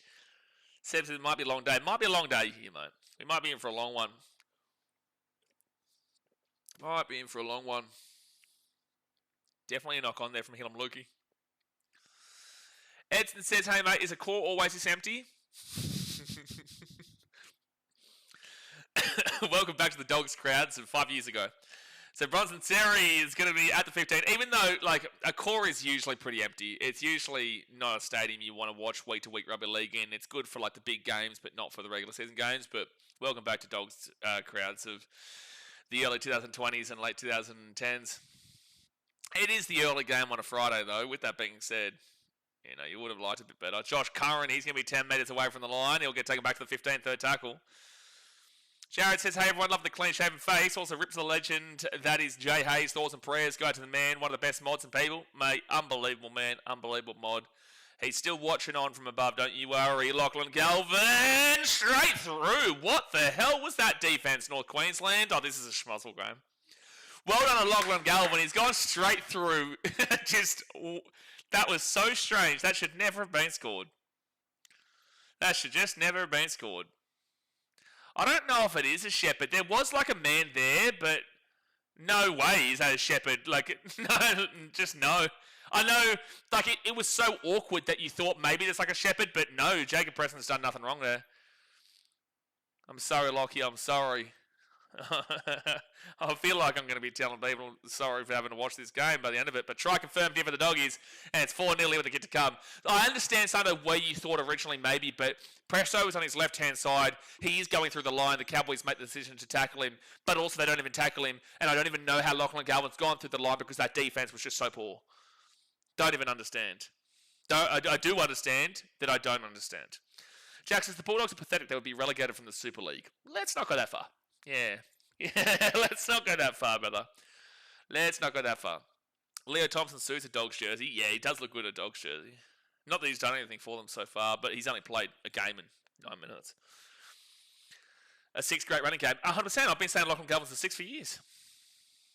I'm still telling you that Nicho Hynes is 6. I will die on that sword, man. I will 100% die on the sword that Galvin is a 6 and so is Nicho Hynes. And I will die on the sword that Matt Burton is also not a 6. I 100% have said this for years, and I will continue to say it. Matt Burton is not a 6, Lachlan Galvin is a 6, and Nicho Hynes is also a 6. So you know what, Dogs? Why don't you do me a favour? Why don't you have Burton play the 6 who's not a 6? Why don't you play Galvin play the 7 who's not a 7? And then why don't you bring Nicho Hynes across just so that we can have the trifecta of players that aren't playing in the right position? How about that one? I reckon that's a good idea. Andrew says, keep me going today while delivering for 15 in the van today. Up the Cowboys and Dolphins. You're the man. What do you mean up the Cowboys and Dolphins, Andrew? Andrew, what's this end word that I'm saying here? What's the end word that I'm saying here? What's this Cowboys and Dolphins nonsense? You got one team. Which one are you? Which one are you? Jared says, got to love that North Queensland defense. What a weird one to let in. Very weird one. Up the Gold Coast Titans says, why was I timed out? Well, so whenever you'll learn, mate. You'll learn. If you get asked to pick a number between 1 and 10, my suggestion is don't do it. Second tackle here at the 20. 30 minutes to go in the first half here. 10 minutes gone. Hit that thumbs up button. Subscribe if you're new around here. We've got Dolphin Storm right after this. Dogs lead 6-0 after the converted try. But it took them a while to get there, and it does look like the Cowboys may have errors in them today with what we've seen so far. Got a bet on. Okay, that makes sense, Andrew. Well, you understand why I had to question it, because we get a lot of people here who say, I remember that person, fantastic kick here from the Dogs. Oh, it will go dead just. 7 tackle set coming up. It was still a fantastic kick and just went centimetres past it. I remember last year, or maybe even it was early this year, when someone came in and said, I'm a Panthers and a Storm fan, or a Warriors and a Panthers fan. I said, 1, there's no end, but also 2, they're 2 very good teams. It makes even less sense. T-Wolves win with that Edwards wee up. You don't know what you're talking about. Second tackle now for the Cowboys. They'll get this ball here to the 50. Clarence says Celtics fans have camel toes. Also another really random comment. Third tackle for the Cowboys turns into a penalty. So the Cowboys are going to get their first attacking opportunity of the game here. They get into the attacking half. Samuel Hughes is good for a penalty, and he gives away a very stupid penalty there. Actually, Sam, what is it that we need from this game here today? Don't explain, but what is it you'd need for this game here today? You know what I'm referring to. Cowboys now at the 30. Jake Clifford to Dearden, and then off to Cohen Hess, and Hess is going to be 25 metres away from the line. If it comes in 10%, hey, listen, hopefully. Good luck. Reed Marnie out of the left to Jason Tamalolo, and Tamalolo is going to bring this ball to the 10. It's a great run. He's taken down to the 5. Huge run there from Jason Tamalolo. Well, Dogs, I see this defense. It's usually really good, but this year has not been. Tom Dearden, he'll be taken down 8 metres away from the line. 6 again here for the Cowboys. Tom Dearden rolls it back to Reed Marnie, then off to Ruben Cotter, and Cotter is going to be second tackle here at the 5. Anyone that says they support 2 teams will automatically support the Titans to fix their indecisive nature. This is true. Yeah, Cohen Hess! Oh my gosh, they fell off the back of him very quickly, but they do finally get him down. Reed Marnie, Tom Dearden, then gives it off here to Clifford, kicks it through, and one of the worst kicks of all time you're ever going to see. Dogs ball to 3. Dogs ball at the 3. When people are naming these teams they support, they seem to miss out. And Titans, well, no, they misunderstood. I think they were saying that teams that they would only support if the Titans weren't playing, they would support the Warriors and the Storm, or the Panthers and the Storm kind of deal. But when the Titans are playing, it's so obvious that they just don't mention the Titans because it's so obvious. Because everyone here is a Titans fan at the end of the day. It just comes down to whether they've admitted it or not yet. So Lachlan Galvin gives it underneath to Leo Thompson, and Leo Thompson's going to be at the 40 on fit tackle. Should have packed his bags out 2020. Let's move off the NBA here today, lads. Why don't we do that? Let's move off the NBA and let's get back in the game. Daz, you're watching a Dogs game, which is your team, and you're talking about LeBron right now. What are we doing? Talking about Curry and buddy LeBron. So it's first tackle, now second tackle if the Cowboys. They'll be at the 30. Stop having multiple teams. Did someone say they've now got multiple teams? Andrew only said the multiple teams thing because he has a bet on those two teams, the Dolphins and the Cowboys today. Hareed Marnie. Funnily enough, though, Andrew, I've actually gone, even though form-wise, I agree with you. Funnily enough, I've gone against you on both sides there. Funnily enough, Tommy Dearden gets his ball to the 33. But again, form-wise, that bet should just simply be coming off. Now, other one, Sam, as well. One that was sent to you. Jonathan Suwa taken down to the 5. The big. But also that too. Twyla Burns, Dogs minus 5.5. Yeah, don't mind it. Don't mind it. Bronson Seri to the 10. Now get it to kind of Tracy. Tracy now third tackle to the 23. 26 minutes to go here, first half. Oh, I can hear a very typical Vietnamese sound right now as someone's selling. Mamoy, how M's you people come in here? How M's you people come in here with... Okay, yeah, message retracted. That's a good choice there, Seb Watson, to retract that message. Very good choice. Matt Burton, is that a 40-20 attempt? Oh, I didn't have the angle on it. It's a good kick, but it didn't have the angle on it. Drinkwater gets it across to Braden Burns. And Burns... Okay, thank you, Sam. And he's lost the ball. He's lost the ball. Dogs ball, the 15. Dogs ball, the 15. Oh, hello. This is the Cowboys knock-ons that we know. These are the errors that we know they can have. Oh, no. Do I actually have anyone playing my Supercoach here for this game? I don't think so. I don't think I have a Dogs or a... No, I don't. I do not. Hold on. There we go. Yeah, this does not look... well, this, funnily enough, they're talking about in the commentary, they're saying the Cowboys don't look like the team that won the last 5 or 6. Well, there's a reason why we look at that Manly game and say this looks very much like that Manly team. The Manly game, that's a penalty here to the Dogs, 15 metres away. I don't think they'll go for the 2, but there's a chance. Huge fans of teams coming 1-17. Yeah, that's a good point. You know, you've got a good chance of winning the comp, that's for sure. Please don't take the 2 here, Dogs. Please show us that you've got attack. Please, you need to do it. Okay, they're going to go for the try. I really would have hated them go for the 2 because it would have just really proven to me they're not confident in their attack again. And he says, looking forward to a stress-free weekend of rugby league. Dragons have the bye. Yeah, but Andy, you love the Titans, and the Titans play, so you're still going to be stressed tomorrow. Yes. But at least you don't have the double stress with the Dragons game. Bronson Seri, 10 metres away. Hey, by the way, with those 2 points, you do go from last all the way up to last. You know, it's better to go from last to last. Last to last. You know, there's that higher pitch. Beautiful. Bailey Hayward off to Lockie Galvin. And Galvin, he's 5 metres away from the line. Third tackle. They roll it back to Bailey Hayward. Hayward to Sam Hughes. Not on the run at all. And he'll be taking down 3 metres out on 4th tackle. Bailey Hayward to Lachlan Galvin. Galvin short ball to Jacob Preston. He's surprised. Matt Burton, I don't know how he caught that. That was absolutely horrific from the Dogs just now. 10 metres away. 5th tackle. Bronson Seri to Lachlan Galvin. Galvin on 5th tackle, kicks it up in the air. Decent kick, decent area, but the Cowboys will grab it at the 5, and that'll be there's first tackle. Do you think Storm win tonight? No, but yes. I got a gut feeling they do, but I don't want to tip them because they are awful this year, but I have a gut feeling. The old Stormer. The old Stormy Storm, get up. Olivia Rude with the $8 donation. Get around your Luvius. This is another day, another donation. Just got home from PT and I'm ready for no carb beer and said 41 a week. Well, cheers to that. Bit of Tiger beer. Tigers fans, you should be getting around Vietnam. Bit of a Tiger beer and we fire up here for a big night of Rubble League. Jeremiah Nene, he'll be taking down to the 30 on 5th tackle. Not a great set here from the Cows. This game is looking like it has the under written all over it, which I'm so sorry to the people that tipped the over. It's looking like the Cowboys don't look the goods at all on their attack as per usual. And it's looking like the Doggies still don't have any attack as their usual. Jonathan Su'a taking it down to the 20. But thank you very much for the donut. Seb Watson says, how many people come in here with 2 or 3 teams? Please, if you're one of them, let us know which teams they are. Yeah, I do. I have 3 teams, mate. I support the Antarctican Penguins, I support the Tajikistani Cow Farmers, and I also support the Gold Coast Titans, as long as they're not playing the Penguins or the Cow Farmers. Stephen Crichton's lost the ball. Jeez, he's been bad this year, bro.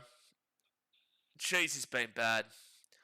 That's so disappointing to see from your captain, from your leader. Stephen Crichton, you have just cost the momentum of this game too, mind you. If the Cowboys go and score here, you're looking at that drop ball. First tackle now for the Cowboys. They're 20 metres away from the line. Yeah, Mitchell, we're going to be seeing you in 5 minutes, that's for sure. Big 5-minute timeout there for a moderator. Second tackle here at the 15. Tom Dearden gives it out to Clifford. Clifford off to Purdue. And Purdue is going to be 11 metres away here from the line. Third tackle. I'm actually surprised this has only been 19 minutes. It's felt longer than 19 minutes. Jason Tamalolo, he's going to be 5 metres away from the line. Fourth tackle. Wants no carb beer. Has had essentially fizzy water, pretty much. Tom Dearden, drink water. Quick passing. That's a late hit. Jonathan Stewart should be done for a late hit there. Wow, they haven't penalised that? Damn, okay. Fifth tackle of the Cowboys at the 8. I'm surprised that wasn't a penalty to the Cowboys. Tom Dearden, he'll kick that ball through. I think it's a try. Is it a try for Reuben Cotter here? Maybe. Stephen Crichton, that's on you. Stephen Crichton, that is on you. It is bullshit to see the form drop of Stephen Crichton this year, and then for him to have the audacity to also say, I'm happy to play in the halfback if necessary. Stop talking about positional changes. Work on your own game where you are right now. Dropping the ball there in that situation as the captain is fucking disgraceful. It is disgraceful when you have got the momentum. You have been one of the worst Bulldogs players this season when you know you are one of the best Bulldogs players in general. Captain, typically the best player, you go and knock the ball. Oh, he may not even score this though, Reuben Cotter. I think he may be a little bit of a fibber here. Either way, though, it's still infuriating with regards to Stephen Crichton, but I think that Reuben Cotter might be a bit of a fibber here. I think he might be a little bit of a fibber here. I don't think he grounds this. Oh, no, he does. I think he probably does.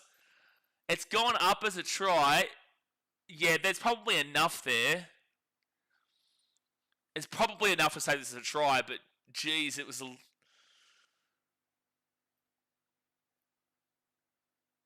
I think it's a try. We're still waiting. If they had called no try, they probably would have called it no try, but it was called try on the field. 20 minutes to go, hit the first half. Guys, hit that thumbs up button and subscribe. Yeah, but Sunday, your opinion is biased because I know that you've tipped the Cowboys and you want this to be a try. You're not coming at it from a neutral perspective. But I also think there is a world you could overrule it, but I don't think they do. I think they should just confirm this as a try. Smidge of separation, hey. Like, I'm pretty certain they call this as a try only because it was called a try on field. I think have they confirmed it? Yeah, they have. If the Chiefs offered you tax-free cashola to be their media guy, would you? To be their media guy? Sure. But that doesn't mean that I'm now a Papua New Guinea fan over a Titans fan. I would have love for Papua New Guinea, but I wouldn't be over a Titans fan.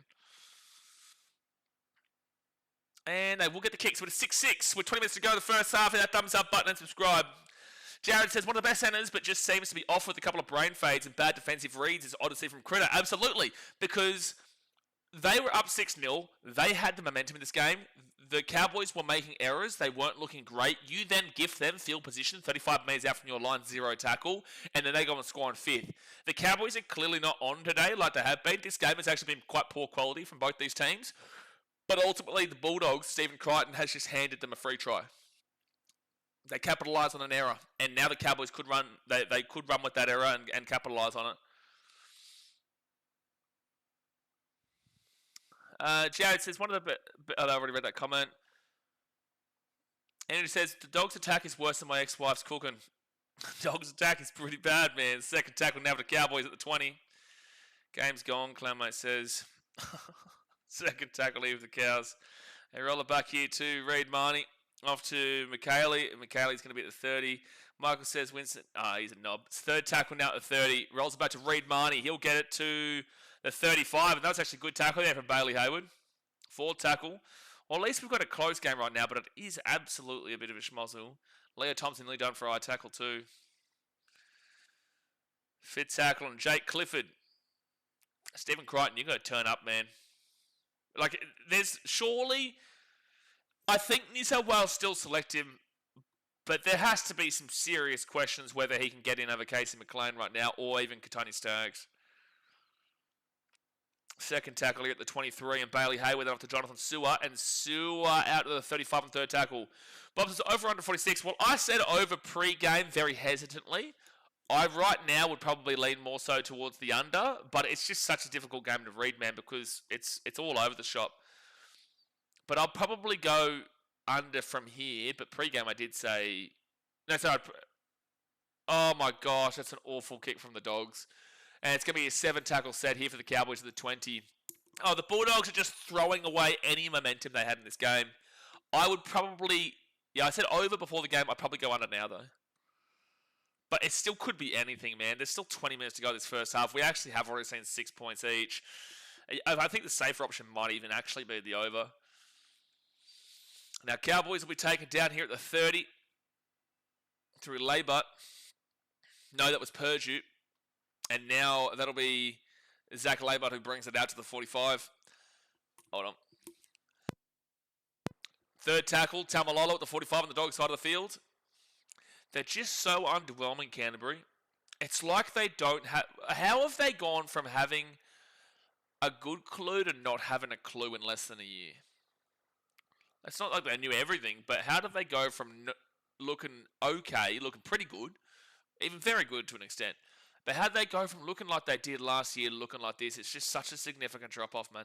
There's a knock-on from the Cowboys, and the Dogs will get the ball at 35 on their own side of the field. Sam says, I swear fans are holding a secret competition. Who can make their fans not enjoy a game the most? Yeah, this is true. This is true. Sean says, 30 minutes riding a pink golf cart to get here. I will go to the temple for Jay. Get around you, Shauno. Clown says, can I put an AVO on Adam O'Brien? Like if he enters within 500 steps of Belmore, he goes to jail. Unfortunately, you can't because he's actually legally contracted to work for that club. Completion rate for the Cowboys is at 70% right now. Bulldogs are funnily enough at 93%. And they're doing nothing with it, which is just wild. 93% is insane. And yet they're still 6-6. And that goes to show how important and crucial that one error was from Stephen Crichton. It goes to show. Third tackle, Josh Curran, Bailey Hayward. Then to Galvin. Leo Thompson gets a good offload away to Colin Tracy. Tracy to Josh Curran. And Josh Curran, he'll be at the 33 on fourth tackle. Brian, so the Dogs have a talented team. What do you think the issue is? They have players that can score, but the collective can't, or is it positions, or what? It's another knock on. Oh my gosh. Dogs fans, I don't know if I'm going to be able to... and they're going to get a 7-tackle set out of it too. Watching this Dogs team right now is really painful to see. Like, they are all over the shop, man.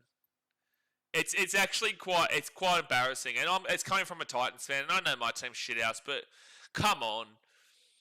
The way the Dogs are playing is nowhere near to the standard that they've been at. And I think it is because they've got people in their organisation who thinks that everything they touch turns to gold, and the things that they're touching recently haven't turned to gold, but they're forcing the issue. And that's where I think the biggest issue at Canterbury is that when the organisation isn't running smoothly, Tom Dearden right on through, taken down at the 30 on fourth tackle. When the organisation isn't running smoothly, the on-field won't be running smoothly, and that's what you're seeing right now. I think that there is probably a bit of infighting internally, and when you've got the social media team coming out and saying that fans are fake, I know if play welfare is a priority, but Jonathan Sewer, it's a brilliant tackle there from Tom Chester. Player mental health is a massive priority, but coming out and calling fans fake as a general notion of fans, of Bulldogs fans from the social media team, it just shows to me there's a lot of problems internally right now. A lot of problems. A lot of problems. I mean, when are we going to look at Cameron Serrato or Gus as the problem? I have been for a long time. We have been here. All right, so they keep that bad boy up. The Doggies, short drop out. I think that's a drop ball from the Cowboys, and Josh Curran gets it away here, and the Dogs are going to bring this ball out here to the 35, so at least you get something go your way. There is never a doubt, Sam, what Sam says. Samson's having fun, Daz. Well, at least they're not losing. Second tackle here at the 45. Well, there's a bit of momentum for the Dogs on the swing from that short dropout. Bailey Hayward, he's going to go to the right, and the Dogs will be at the 40 on third tackle now. Bailey Hayward, yeah, it was a great tackle from Chester. Alec Alasimi Jones on debut. He's the one who ran it just now at the 30. Off to Kurtman, Galvin, Burton, quick pass, Bronson Seri. Wasn't the play to quick pass that. He was already under siege, and it'll be fit tackle here with the Doggies at the 25. They go to Lachlan Galvin. Galvin puts that ball up. The chase through from Stephen Crichton, make up for it. And at least he gets the tackle there, and they're taking out to 5 on the first tackle. Cowboys defense looking strong. That is a ludicrous take to have seen from this game. So we're saying the Cowboys have looked defensively great. Are you serious? Bro, this is the Dogs every week. Oh, that's a great pass. That's a great pass. The Cowboys are away here. They're taking out the 40. There is no way you saw this and looked at the Cowboys defense rather than the Dogs attack. What are we doing? Cowboys now at the 25 on full tackle. What have the Cowboys had to do to show that their defense has been strong against the Dogs' attack that is the second worst attack in the entire competition? They struggle to score 20 points per week, and now we're circle checking the Cowboys with an amazing defense apparently. So Cowboys, Jeremiah so close. Second tackle, they got a 6 again here, 3 metres out. Second tackle, 3 metres out.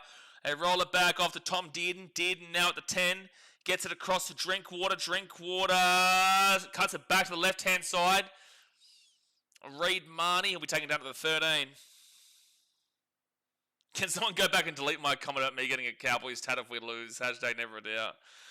No, well, now we all remember it. Oh, Cowboys chance. He's lost the ball. Dogs ball at the 8. I'm surprised there wasn't a high tackle penalty, though. And there is a high tackle penalty. Penalty to the Cowboys. They're at the left, though. It'll be Stephen Crichton with the high tackle.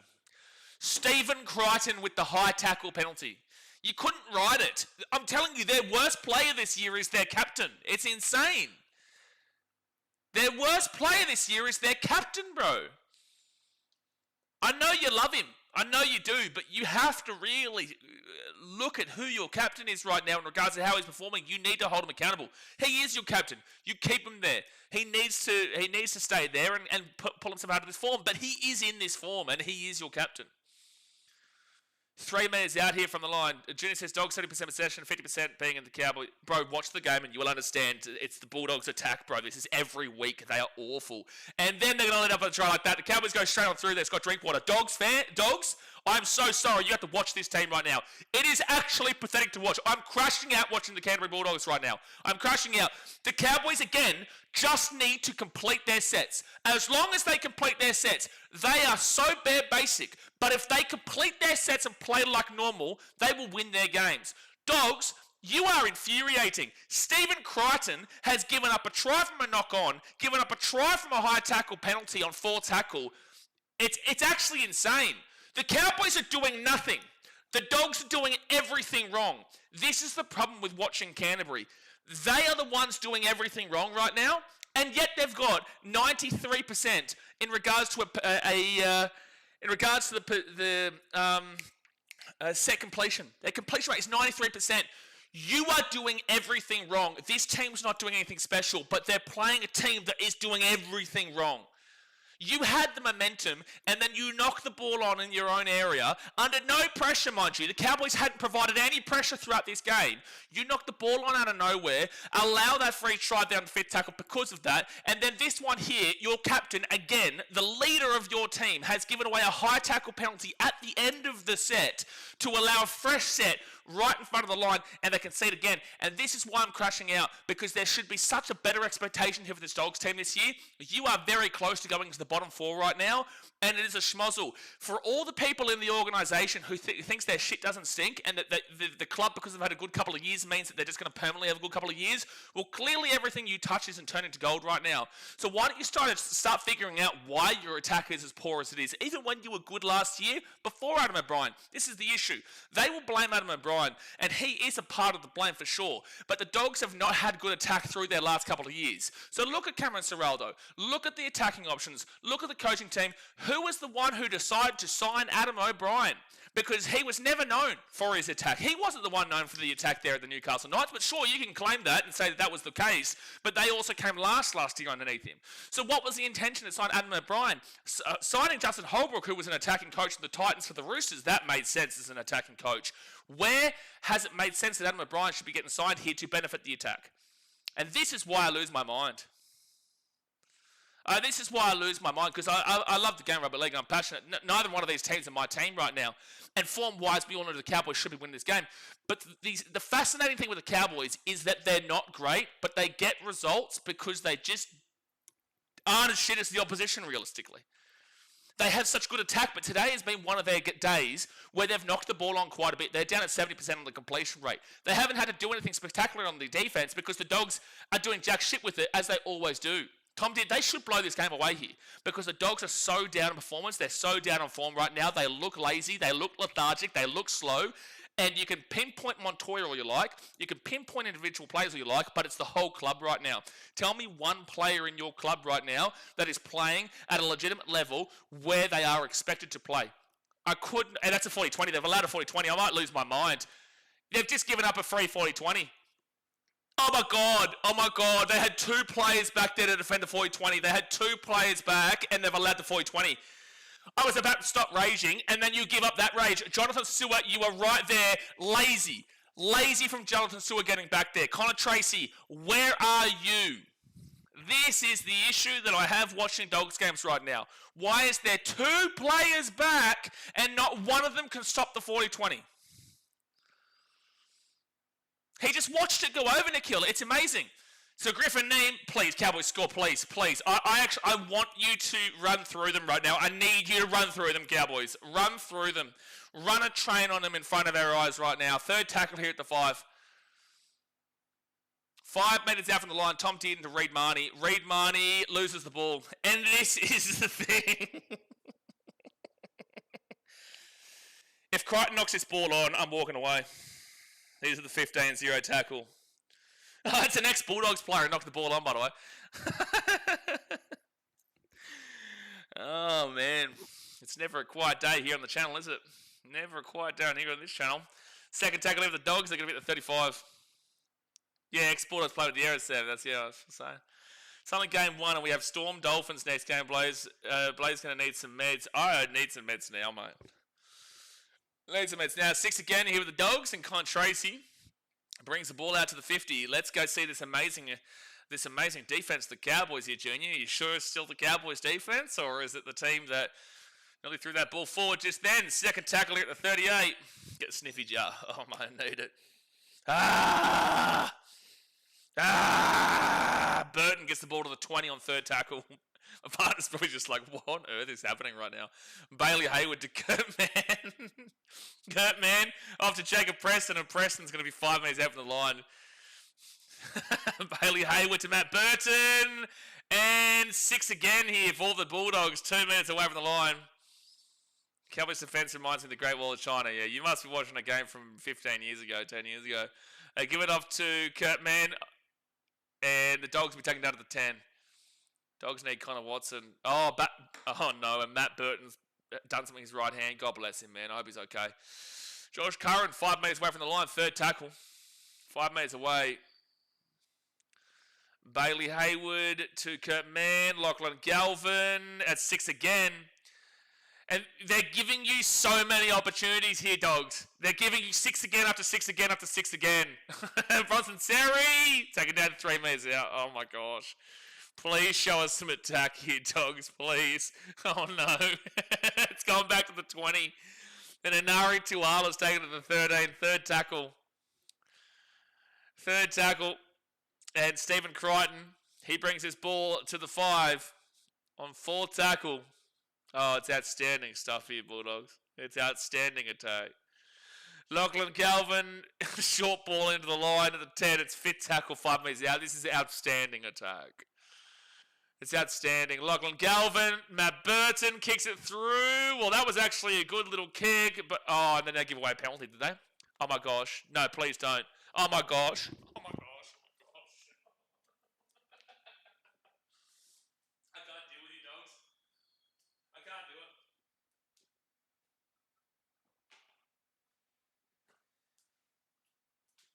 I can't do it, lads. Lads, I cannot do it. I can't watch him. I can't watch him. I can't watch him. I can't watch him. I can't watch him. You've just seen Scott Drinkwater clearly sacrifice himself. This is basic rugby league IQ. This is rugby league 101. You've seen him sacrifice himself. He's gone down outside of the in goal. He's down, not moving. That's it. We then see a really intelligent Bulldogs player come in, pick him up, and put him back in the in goal. And there's the knock on from the Cowboys. Now they're going to say backwards. Well, that was incorrect. But anyway, I cannot believe that there is a player on a Bulldogs team that thought that was okay to do just then. Kurt Mann does not know what he's doing right now. Stop the game, referee. You're going to have to put him HIA. End the stream. Send the next one. Thanks for coming. Who, as a professional player, even in the moment, thinks, the guy is lying down on the ground right now, so what I'm going to do is I'm going to grab him, I'm going to pick him up, and I'm going to put him back into the in goal. 3 meters back. It's amazing stuff. Like, I'm amazed. I'm actually amazed. God bless Kurt Mann, though. I hope he's okay. It's a bad tackle. Unfortunately, his head's gone into his elbow area there, and Matt Lodge comes out the better there. Yeah, mind you, make contact with the referee, then drags him back and gives the penalty away. Exactly. You get it. 4.5 minutes to go over this first half. 4.5 minutes. Do you reckon the Dogs frustrate you more than other teams because there are plenty of loyal BKR supporters who are Dogs fans? No, if you watch all my streams, which you do, Brighton, but like if you're here regularly, you will see that I just have such a deep passion for the game that teams that I don't care about, like ultimately I don't give a shit about the Bulldogs, but watching, there's going to be a penalty here to the Dogs for what? Downtown? I think they've called downtown penalty to the Dogs. It's because, like, if you watch a Storm game, I get infuriated by the Storm. I just want to see good rugby league. So when we're watching our games, I'm reacting to whatever team that we're looking at, and I think that with me as well, I have when you have the expectations for the Dogs, or you have the expectations for the Storm, these kind of teams, you do judge them more, you do judge them harder, and I want to see the best form of those teams. I don't have the same hate for the Broncos that I used to. I don't have the same hate for all these teams that I used to, because I cover every single game. Now, people are going to automatically think that I hate certain teams because I give them shit. I don't. I'm just judging them based off of what I'm watching from them, and I know they can be a lot better. Same thing goes for the Cowboys. Same thing goes for every team. Lachlan Galvin, there's a player taken out without the ball. There's a penalty to the Dogs. Seb says, Wigan player did that, got 3 matches for picking up an injured player. Oh, true. Very different, but fair enough, yeah. If he picked up, I think I've seen this before. It's almost half time, don't stress. Yeah, but that means we've still got another 40 minutes. Jake Turpin's on the field, by the way. So where's Bailey Hayward playing then? So Jake Turpin's obviously coming in to play the 9. So where's Bailey Hayward unless Jake Turpin's playing the 13 or something? Lachlan Galvin, Josh Curran nearly gets through, but he's going to be 4 minutes away from the line. Second tackle. Take the 2, Sundo says. Out to Bailey Hayward. I mean, Hayward's still going here. The defense just opened up for him, but then Josh Curran's going to do a little bit of a ballet dance and bring the ball to the 2. Like actively talking to the ref whilst doing it. Bailey Hayward, Lachlan Galvin gets away from 1, and he's going to run the ball on the line, 7 metres out. Exciting stuff here, Dogs. Very exciting. Again, Cowboys are defending fine. Matt Burton, short ball to Jacob Preston, and they're at the 3. The Cowboys aren't the ones doing anything wrong. It's just that the Dogs are doing so much wrong. This attack is putrid. Matt Burton, fit tackle, kicks it through. Galvin chasing it through. Dropout coming. At least you're going to get a dropout, mate. At least you're going to get a dropout. Give me 1 second here. Minute 48 to go here, sorry.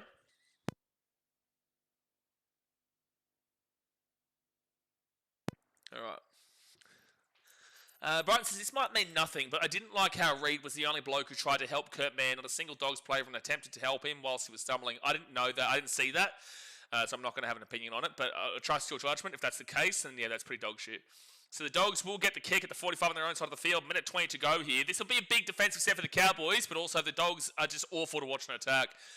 First tackle here for Canterbury at the 35. First tackle. They give it across to, I think, Alakalosimi Jones, who I have actually been relatively impressed with in regards to his running. Second tackle, a minute to go. They give it to Lachlan Galvin. Galvin to Burton. Burton to Bronson Seri. Runs straight to the line to the 15 on third tackle. And there's a penalty to the Dogs. Well, you got to go quickly. Quickly tap it. Quickly tap it. You've only got 50 seconds. You either take the 2 or you go a quick tap. You either take the 2 or you go a quick tap. Okay, it took you 10 seconds to take the tap. Alakalosimi Jones. He is at the 10. I actually have been pretty impressed by Jones. Jeremiah Nano makes the tackle. 36 seconds left in the first half. Jake Turpin, Lachlan Galvin. Galvin now is going to be at the 7 on second tackle. Jake Turpin. They've gone back to the left-hand side here. Stephen Crichton. Kick. Oh, this actually no, it's not going to be a try.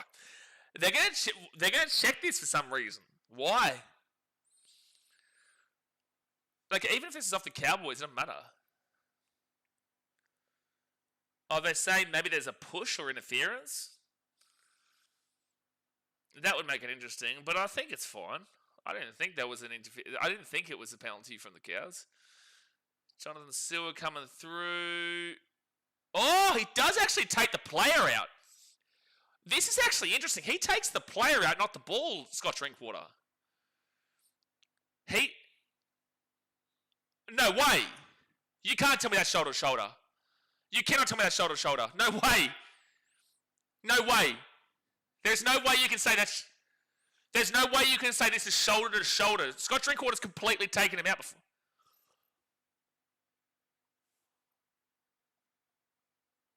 What? How can you honestly say that's shoulder to shoulder?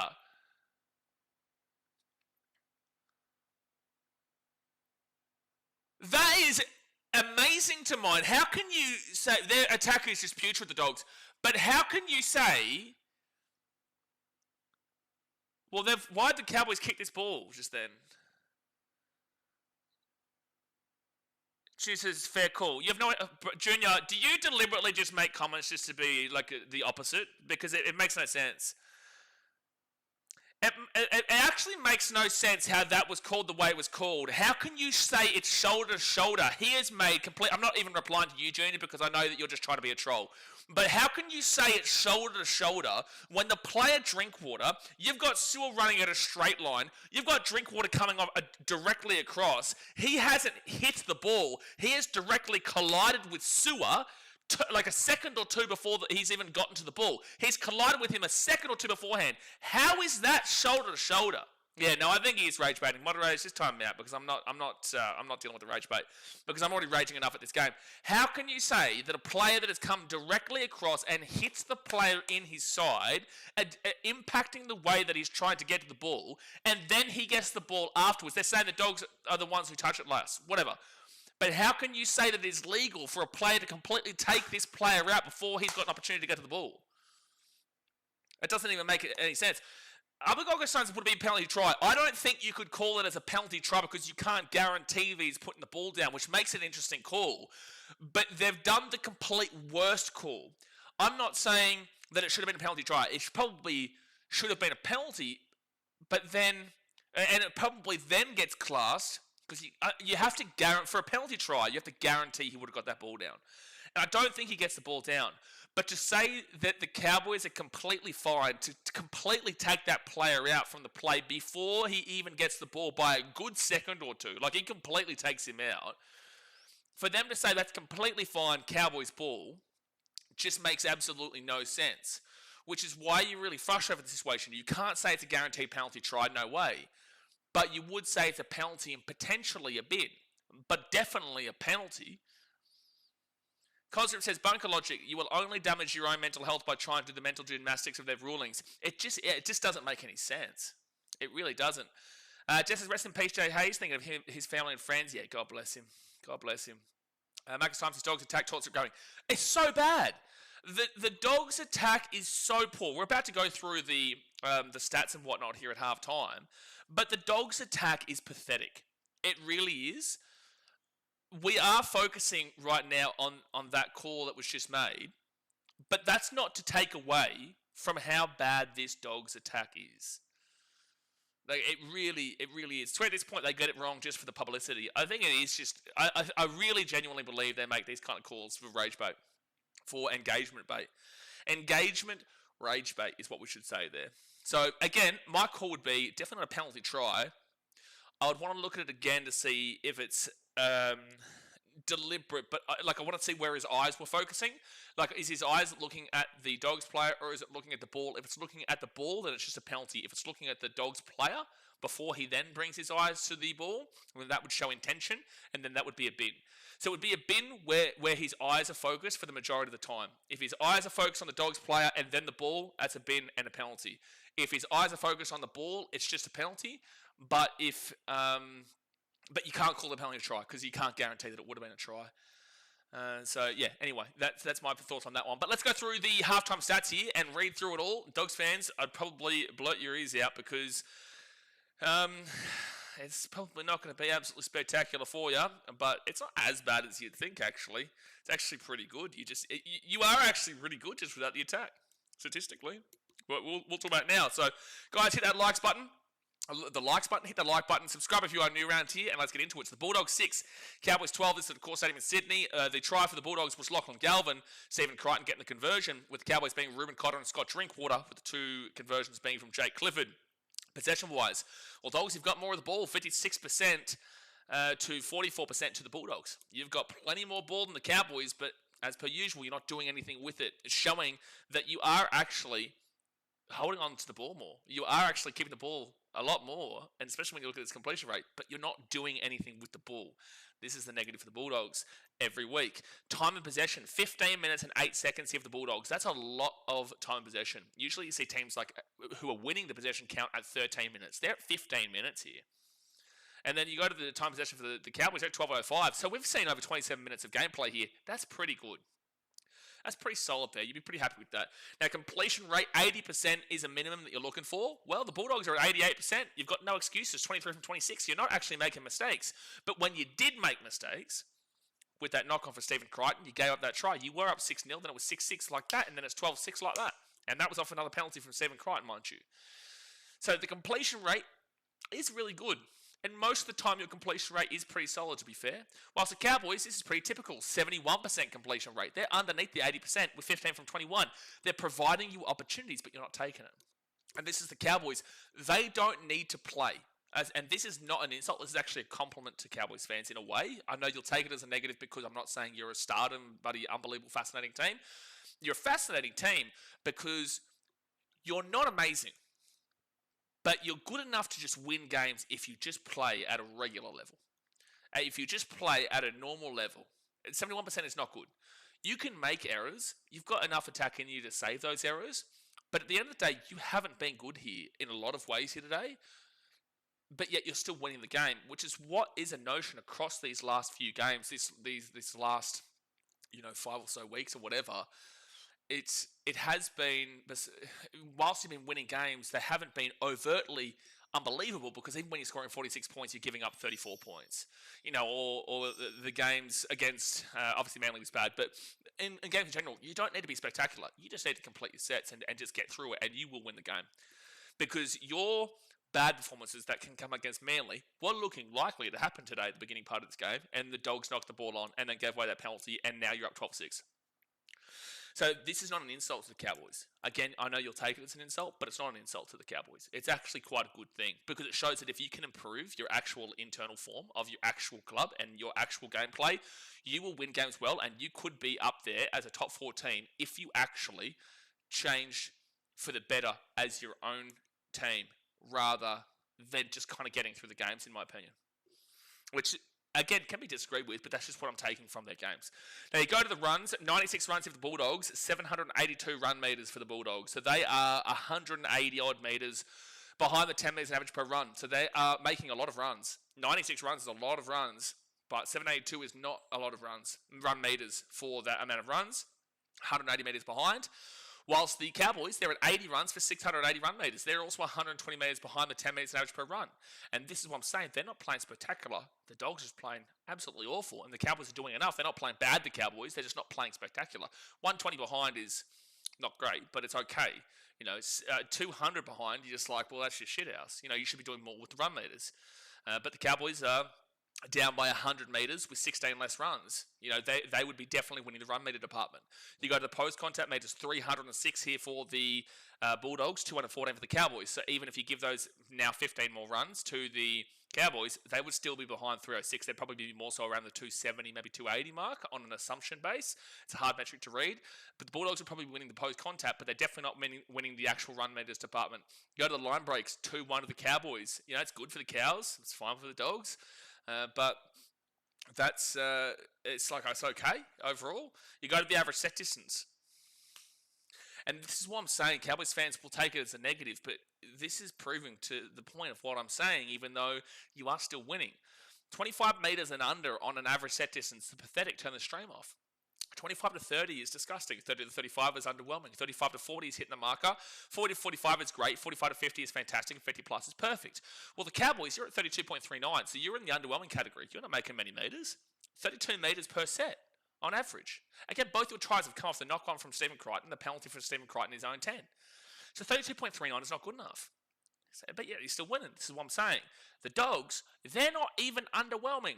They're at 29.86 average set distance. That is the disgusting category. They are not hitting the threshold of 35 metres as a minimum, and they're not even hitting the underwhelming category. 29.86 is disgraceful. And it's only separated by 3 metres. And this is emphasising the point that I'm making about both of these teams, really. And then you go to the average play the ball speed. 3.19 seconds and below is extremely fast. 3.2 to 3.39 is fast. 3.4 to 3.59 is average. 3.6 to 3.79 is slow. And then 3.8 and above is extremely slow. The Dogs are at 3.35 seconds. That's pretty fast. It's not extremely fast, but it's fast. And the Cowboys are at 3.27 seconds, which is also fast. Slightly ahead by 0.08, but basically the same between the two of them. So they're both playing the ball at a pretty similar rate in the fast category. Offload 6-4, so it's bumping up there for the Bulldogs. It's okay for the Cowboys, but it's nothing spectacular from both teams here. But the Bulldogs are bumping up towards where you would typically see like a Parramatta, who love their offloads. They're like 8 to 10 usually. 6-4 is still decent. You go to forced dropouts, 2-1 to the Bulldogs. They're putting on the attack and pressure, but it's not like they're threatening, but they're putting on the attack and pressure. They're obviously at the line, but not threatening the line, really. So 2 forced dropouts shows that you're down there quite a lot. 1 dropout from the Cowboys. A lot of the time, we won't see a single dropout in a half. So that 3 dropouts in one half is actually quite a lot. You go to the kick defusal, 60% here for the Bulldogs, 67% for the Cowboys. And then we go to the effective tackle percentage. Again, you are losing this game because you have no attack. 85% below is awful. 85% to 88% is underwhelming. 88% to 90% is hitting the marker. And 90% above is basically perfect. Well, Dogs, you're at 89.9%. You are 0.10% away from being in the essentially perfect defence from the first half. 178 tackles made, which is in the middle of the typical 160 to 180 tackles made in a half. 14 missed tackles is underneath the average of 15 to 17. So you've had quite a lot of tackles, but 14 missed tackles is under the average of 15 to 17. So your defense is actually holding up quite well. And the ineffective tackles, 6 ineffective tackles. Which is on the average of 5 to 7, right in the middle of it. So only 20 bad tackles through 178 tackles made is pretty good. The Cowboys, however, and this is to go to Junior's point before, even though it's a lot easier for the Cowboys to defend because the Dogs' attack is awful, whilst the Dogs are coming up against a red-hot attacking team. So that's why you have to look more deeply into the context. But the Cowboys are at 90.87% here on the defensive effective tackle percentage with 209 tackles made, so above the typical 160-180 by a bit. Missed tackles 15, so they're on the average there, but also a lot of tackles made.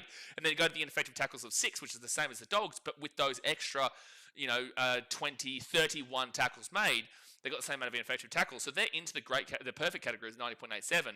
It's a 1% above the Dogs. So both are doing a solid range here, but the Cowboys are doing better overall. But again, I say the Dogs' attack is allowing very easy defense to be made against them, whilst the Dogs, the Cowboys' form is typically a lot better. The Cowboys' attack today hasn't been spectacular. Is that because the Dogs' defense getting back to scratch? I don't know.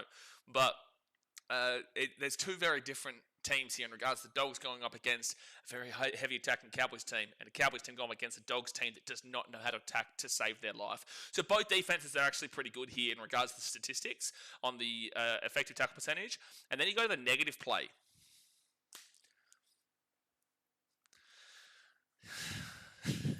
This is something. So Cowboys are leading 12-6. In regards to errors, 3 and below is really good. 4 to 6 is average. 7 above is awful. Well, the Bulldogs, you're a 3. You've only made 3 errors in this game.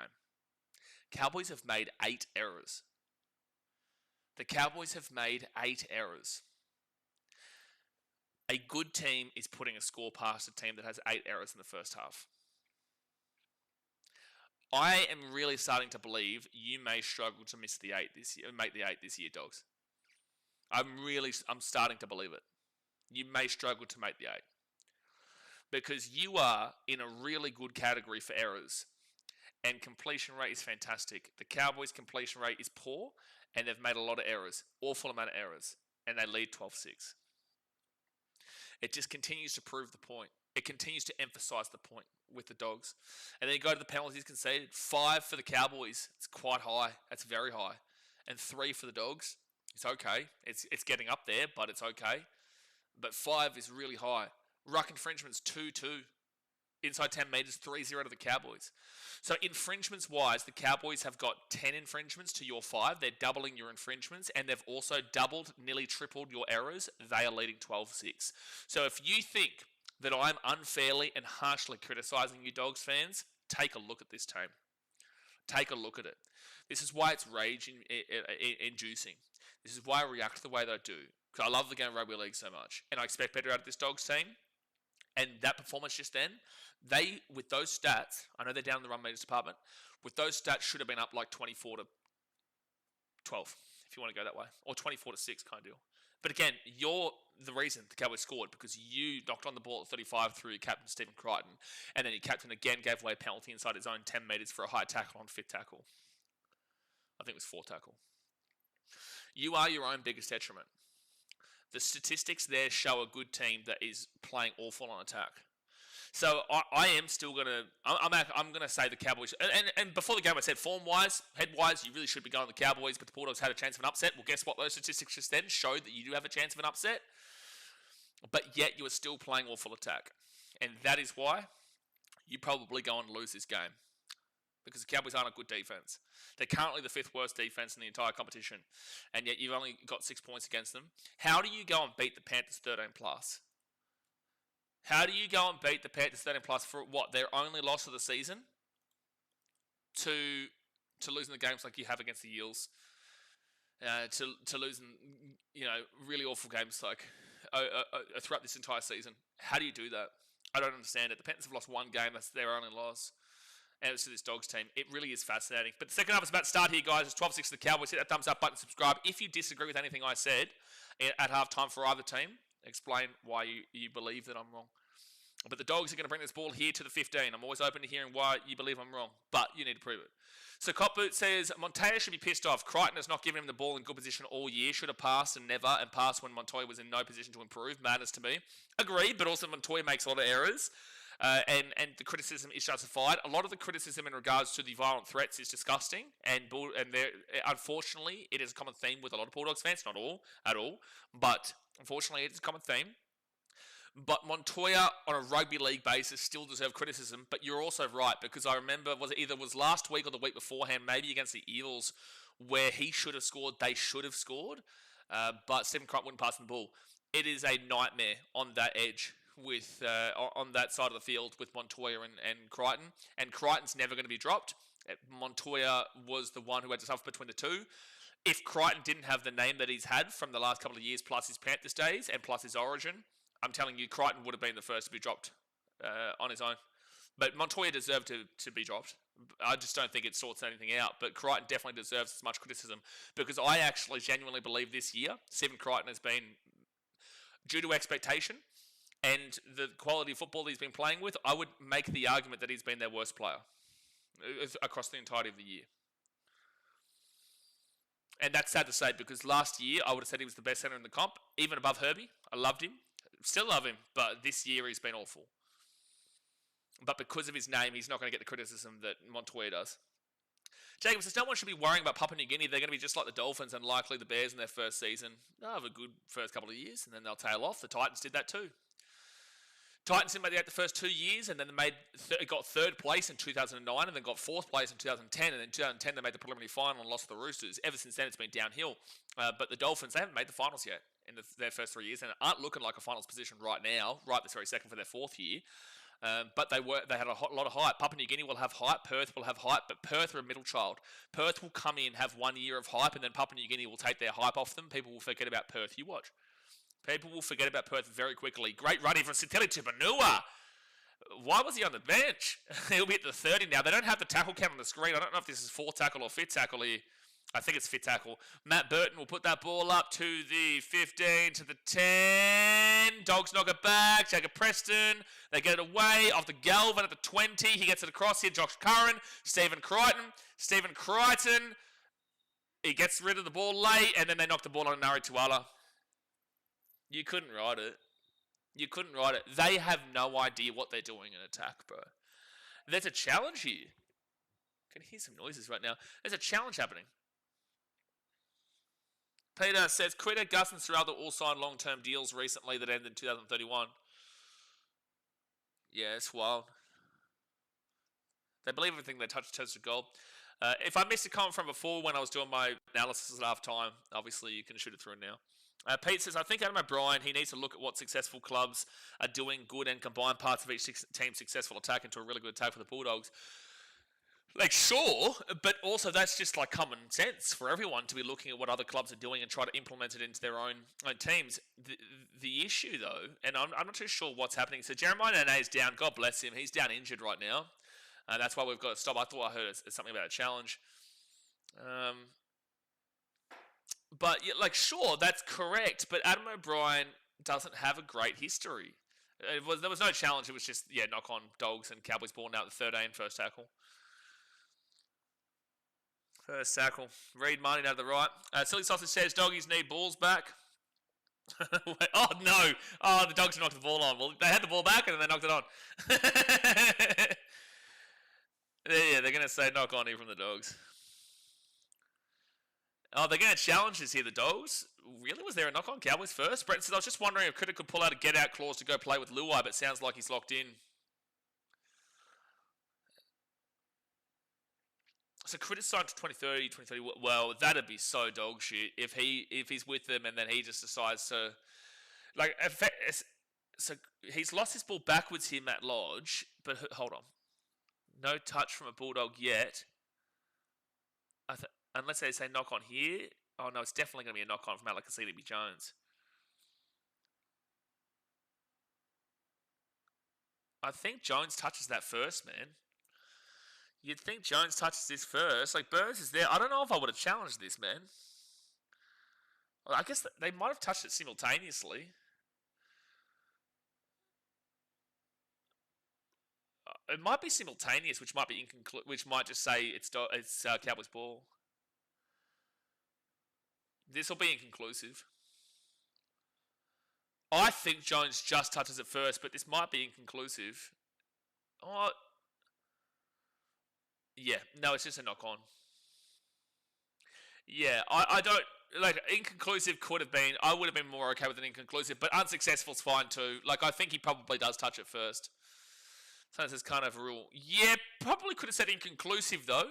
But I'm okay with it being... Sonny, you got to look at it from a more neutral value, bro. Like, I understand that you're tipping the Cowboys and whatnot, but you've got to look at it from a more neutral value. I do feel like he probably touches that ball first. That's why I'm okay with the call. I'm okay with it being unsuccessful, and I don't think they should have challenged that because it did look like just simply a knock-on from the start. But I probably would have been okay more so with inconclusive because it did look like it may have been simultaneous, but I'm okay with them to call it. There was never going to be Dogs' ball. Dogs were never getting that ball. Never, ever getting that ball. Cosm says WMP and G have potential huge fan bases. What doesn't make sense is more Queensland teams. Agree with that. Papua New Guinea is not a potentially huge fan base. Papua New Guinea is an entire country who is obsessed with rugby league. Like, it's a guaranteed fan base. There's no potential there. They are guaranteed the entire country, 100%. And I'm telling you, the first year, everyone who says they're like an Eels fan or a Titans fan or a Storm fan, Connor Tracy, good run here. Connor Tracy gets away to the 20 to the 25 on first tackle. They'll all get on Papua New Guinea, and then they'll peter out. Like, for example, in the A-League, obviously, Man City. When they bought over Melbourne City, I was living in Melbourne at the time. I was a Brisbane Roar fan. I was like, oh, you know what? It makes sense. I've supported City for longer than I've supported the Roar. Maybe I could go on to Melbourne City. That hype was there. I was in Melbourne. I was going to games. But I went back. I went back to my team because I'm too loyal. You know, so I fell back straight to my team because I thought it's just not for me. With that being said, though, if Gold Coast got a team, that would be a very different story in regards to the A-League.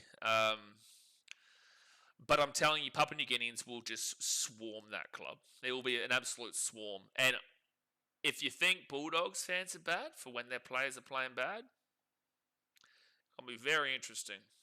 Third tackle here for the Cowboys. They'll be at the 33. No, I get you, Sunday. That's all right. Pete, I could be wrong, but I think Adam O'Brien doesn't have enough of an outside-the-box style of thinking to implement that, sadly. We saw that the night, so why did the Bulldogs sign him? Why did the Bulldogs sign him if we saw that already at the Knights? Thomas McHaley, fit tackler at the 45. Do you think it's unwise to bring in multiple teams in such a short period? Eyes too big for their belly kind of deal? 1 second. Knock on here from the Bulldogs. And the Cowboys are going to get a 0 tackle set, 5 metres out. Oh, no. What? No, it is... Oh, it must be a knock on Cowboys first, didn't the Bulldog... I don't know. Hold on. Oh, does he just knock it back, does he? Ooh. Oh, they said knock on Cowboys. One knock on, come back to the 15. Anyway, whatever. First tackle here for the Bulldogs, and now they get it off to Jonathan Sewer, who brings it out to the 20. No, I think that it's okay to bring in new teams. They will be poor, but at the end of the day, I think that they want to bring in as many fans as possible. Is that a 40-20? What? What? What on earth was that from Matt Burton? What on earth was that? Cowboys bought the 30. Yeah, Cameron Stroud was just looking and saying, what? What was that? Dave Mason says, great to see the league expand and gives more players a chance to play at the top level. Sure, but you will see a lot of poor teams, really poor teams. The quality is always going to be with the well-established until shown otherwise. The ultimate quality has always been with the well-established clubs. Jacob says, who is the best marquee type of player the Bears could hope for? I honestly don't know, mate.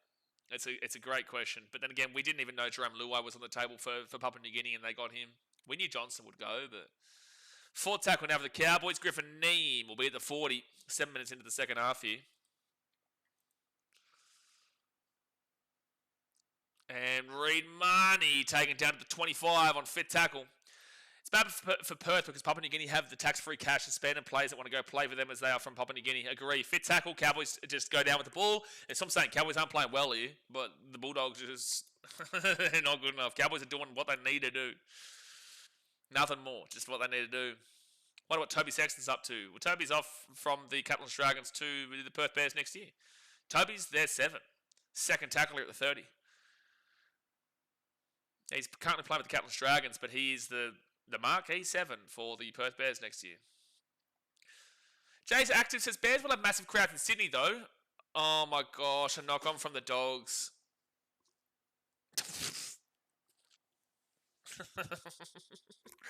And now, this is what I'm saying. The Cowboys just need to do what they're going to do. They just need to do a basic level of footy. They win this game. Massive crowd at North Sydney Oval as well, Sydney grounds. I agree, Jay's Active. I think that the Bears will have that strong... It's going to be interesting because fans of the Bears, I guess, would have gone more so to the Roosters because the Bears are the feeder club for them. Will fans go back to the Bears on an overall basis? Or because with Papua New Guinea, it's kind of easy because they've got clubs from other countries that they support. But with North Sydney, they're coming back into a competition and are relating with Perth, the other side of the country. But I don't. How many? Like, I know the Bears had a big fan base, but are they going to go straight back to the Bears on a consistent level? Do you know what I mean? I don't know if I'm making this understandable. I feel like I am, but I'm not too sure. Because they're going back into an already well-grown out rugby league heartland, Sydney. Do you know what I mean? And there's Manly close by. There's, even though they hate each other, but Manly close by. There's the Sydney Roosters, their feeder club. There's plenty of clubs there they could have chosen that they could have built with for the last 25 plus years since the Bears have been gone. Will they go straight back to the Bears? Fit tackle here for the Cowboys. Just a question. I'm not even too sure, but it just rings a few bells. Clifford, Drinkwater, kicks it through and drop out. Good kick. Good kick. Feel like they should see the crowds went to a few New South Wales Cup games, but there's a difference. The New South Wales Cup games is not the same competition as the Roosters and Manly and the likes, right? Even though, again, Bears fans probably hated Manly because of what happened. But that's different. So it's like when the Bears are playing their team they've been playing the last 25 plus years. I don't know. I feel like they need a little bit of success to really gain back a lot of the fans that probably would have moved on to different clubs. And Dearden off to Lukey. Oh, nearly got a try there. 5 minutes out from the line. And now Drinkwater gives it off to Dearden. Dearden to Jake Clifford. And Clifford's going to be second tackle 5 minutes out. 30 minutes to go here at the game, folks. Hit that thumbs up button and subscribe. 30 minutes to go. Out to Dearden. McKaylee. And McKaylee is going to be 3 minutes away from the line. Third tackle, Reed Marnie, short ball, Matt Lodge, not the play. Fourth tackle, 2 minutes away from the line, Reed Marnie. He'll get it across to Dearden. Tom Dearden into the line, taken down to the 10 on fit tackle. Cowboys Drinkwater. He will put that up from dummy, and that's going to be Dogs ball at the 3. Very basic set there from the Cowboys, but again, you don't back in the Dogs to score with how poor they are. So you're just not even that worried as a Cowboys fan right now. Peter says, do you like the idea of splitting the teams into 2 conferences? Not now, but it is a long-term option with 20-plus teams in the comp. And penalty to the Dogs. Well, that's the worst thing you could have done, Jake Clifford, because the Dogs were going nowhere and they were doing nothing, but you've given them a chance to get out of their own area. Jeremiah Nene has been ruled out with his shoulder. That's bad news for Queensland. Bad news for Queensland there. Their back row. Well, at least they get Britt Nakora as an option now, even though he's not even getting his way into the team for the Sharks, and his form hasn't been great. Billy Burns has been the guy for the Cronulla Sharks, but I'm sure Britt Nakora, with his quality overall for New Zealand and what we've known from the past, that Britt Nakora probably gets that spot. I thought that he lost that ball there. Connor Tracy, Leo Thompson. And he'll be at the 50 on second tackle. I think North will have a good size fit. North, they were a reserve grade team. Happy started with them and was keen to sign until Benji extended him. Are you saying North is in North Sydney Bears? Because when you say North, I think North Devils. Leo Thompson, he gets his ball now to the 30 on fourth tackle. They roll it back to Jake Turpin, then off to Bailey Hayward. Hayward to Sitili Tupanua, and Sitili Tupanua is 18 metres out of the line, fit tackle. It's a bit hard to go in depth into a 2-conference system here, but it's very similar like baseball and stuff. Knock on Cowboys, Josh Curran!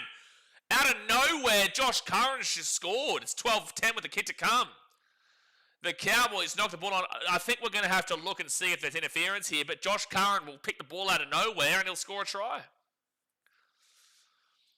27.5 minutes to go here of the game. It is 12-10 for the Cowboys, but Josh Curran will score out of nowhere. Cowboys need to take their opportunities. They haven't been good today. The Dogs have not been good at all. Jake said, at first I thought I clicked on the wrong channel because of the shave. Yeah, no, we freshened up, mate. We freshened up. Back in Vietnam now. Vietnam. It was really starting to annoy me because I'm living in hot countries like Thailand and Vietnam and Indonesia at some point this year and places all over Asia. So I'm not getting to experience the winter. And when you have like a beard, it's really annoying. Yeah, Norwich Wide's going for the contest. So this is a try for Josh Curran. It was just getting really annoying. Mr. X says, has Leo Thompson been a good buy for the Dogs at 800k a year? Well, we don't know yet, mate. He's been injured for 6 rounds this season. Came in last week, and now he's been here for this game. Hasn't lit the world on fire in his first 2 games, but we've only got a game and a half to judge him by, so it's a little bit too early to... I thought it was a great buy when he first signed, but it's too early to judge it. But it's not looking fantastic after 2 games, but it is only 2 games. And it's not even full 2 games. There's the Bears marquee signing. Oh, yeah, Josh Curran, yeah. Yeah, Brian, it's too difficult whilst I'm streaming this game and commentating and whatnot in like a close matchup here to go deep into... I'll try confirmed, okay. To go deep into the 2 conference system, but essentially go and have a look at Major League Baseball, the NBA. It's different though because you're not adding in the 4... like, for example, in the baseball, you've got your National League and American League, but you've got, like, little conferences inside of that too. Like, for example, the Cubs, the Cardinals, the Cincinnati Reds, the Pittsburgh Pirates, and the Milwaukee Brewers. You know, you've got those 5 teams, and they're in their own little area, and then you've got the conference and all that type of stuff. That's a whole different ball game because a lot more teams and it's a lot more differences. But the way the 2 leagues work, NBA is probably a better example. Don't look at baseball. NBA is probably a better example, but you cannot do it before there's 20 teams, and you would have to, with the way our game's set up, so he gets a kick, it's 12-12 here with 26 minutes to go. You would have to set it up in a way where it's like essentially New South Wales in one conference, and then everybody else would be in the other. You know, you'd have to have Warriors, Queensland teams, the Titans, Broncos, Cowboys, Dolphins, Papua New Guinea, Perth. You would include it as Perth, not North Sydney, the Storm, and the Raiders, and that would be 9, and then maybe... that second New Zealand team as well. So there's 10, and then all the New South Wales teams would go into the 10 teams in New South Wales. That's on a very simplistic level, but that's just kind of how it would go. So the Dogs now, Leo Thompson with a big run. He brings his ball to the 20 on first tackle. That was a good run from Leo Thompson. Lagan, what did he say? Oh, well, Lagan's been timed out. Jay would have wanted that. He would have wanted that for sure. Lagan said, I've never doubted you, Curran. In honour of, I know Brenton, son of Brenton, you've done the honour for Jay of timing out Lagan. He would have absolutely wanted that. So much respect, or mucho respecto, as he would say to you. 4 tackle down to the 45 on 4 tackle. 25 minutes to go here in the game. Jake Turpin and Con Tracy. Ever since that penalty Jake Clifford gave away, the Dogs have got a little bit of momentum now. 5th tackle here at the 30. And now they give it to Lachlan Galvin, and Galvin's going to put, that was a really good set there from the Dogs, 70 metres. Dogs go up for it, but they will grab this ball through Zach Labert at the 15. He knocked one on just a few moments ago, but he gets that one, and now look at the Dogs. They're fired up right now. There's a little bit of a change of momentum in this last 3 to 4 minutes. If old time's sake for Jay, thank you, Brenton. Jay would have wanted more. Jay would have wanted probably time out for the rest of the game, but it is a Dogs game, so we'll keep him here for that for sure. Brenton says, sorry, Matt, should have left it for you to do, mate. No, you guys are just, you know Jay as much as I do, lads. Straight up from Jay from Tamaloa to the 47. You know, he respected you guys as well, so that's why you can do the honour. And Tom, don't worry, I'll time out Lagan at some point. Don't you worry. It'll come anyway. Tracy's going to bring this ball out into the 20 on first tackle. We love you, Lagan, but Jay did time you out just for the great man. Exactly right. Dogs now. And Ari Tuala to the 25 on second tackle. Lolo whined about the clock this year's been solid. He has been really good this year. Stephen Crichton to the 40 on third tackle. Whined about the clock to, he's had a couple of rough years, man, where he hasn't looked anywhere near his best. 6 again, even the Dogs digest here. Yeah, wow. 6 again for the Dogs at the 50. This game is changing around. Leo Thompson gets his ball to the 45 and offloads the ball to Con Tracy. Tracy to Josh Curran. And Josh Curran now to the 40 on second tackle. Who do you reckon will win? Well, I said Dogs before the game. I said at half time the Dogs didn't deserve the game. But right now with the momentum, it's looking like it's all Dogs.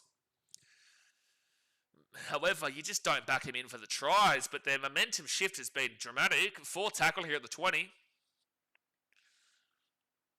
They give it out to Bailey Hayward. Hayward now to Lachlan Galvin. Galvin to Burton. Burton to Bronson Seri. Bronson Seri's away here. He's away. Taking it 3 metres out from the line. 5th tackle. Who is this Dogs team in the last 5 minutes? Who is this team? I haven't seen him in ages. And Burton, crossfield kick. Crichton coming through. Hit the post. Where's the ball going to bounce? Dogs ball. Flick it back. Jonathan Sewer. They're going to score. Oh, no. They actually have no... I don't know what just happened here. You should have scored...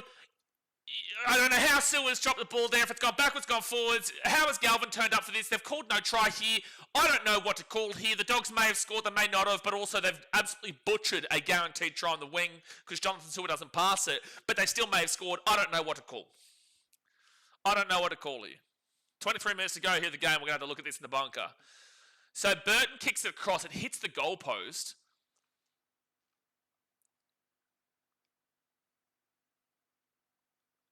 So that will bounce back here. That was going way too deep, that kick. It was an awful kick that's got very lucky to hit the post. It was an awful kick from Burton.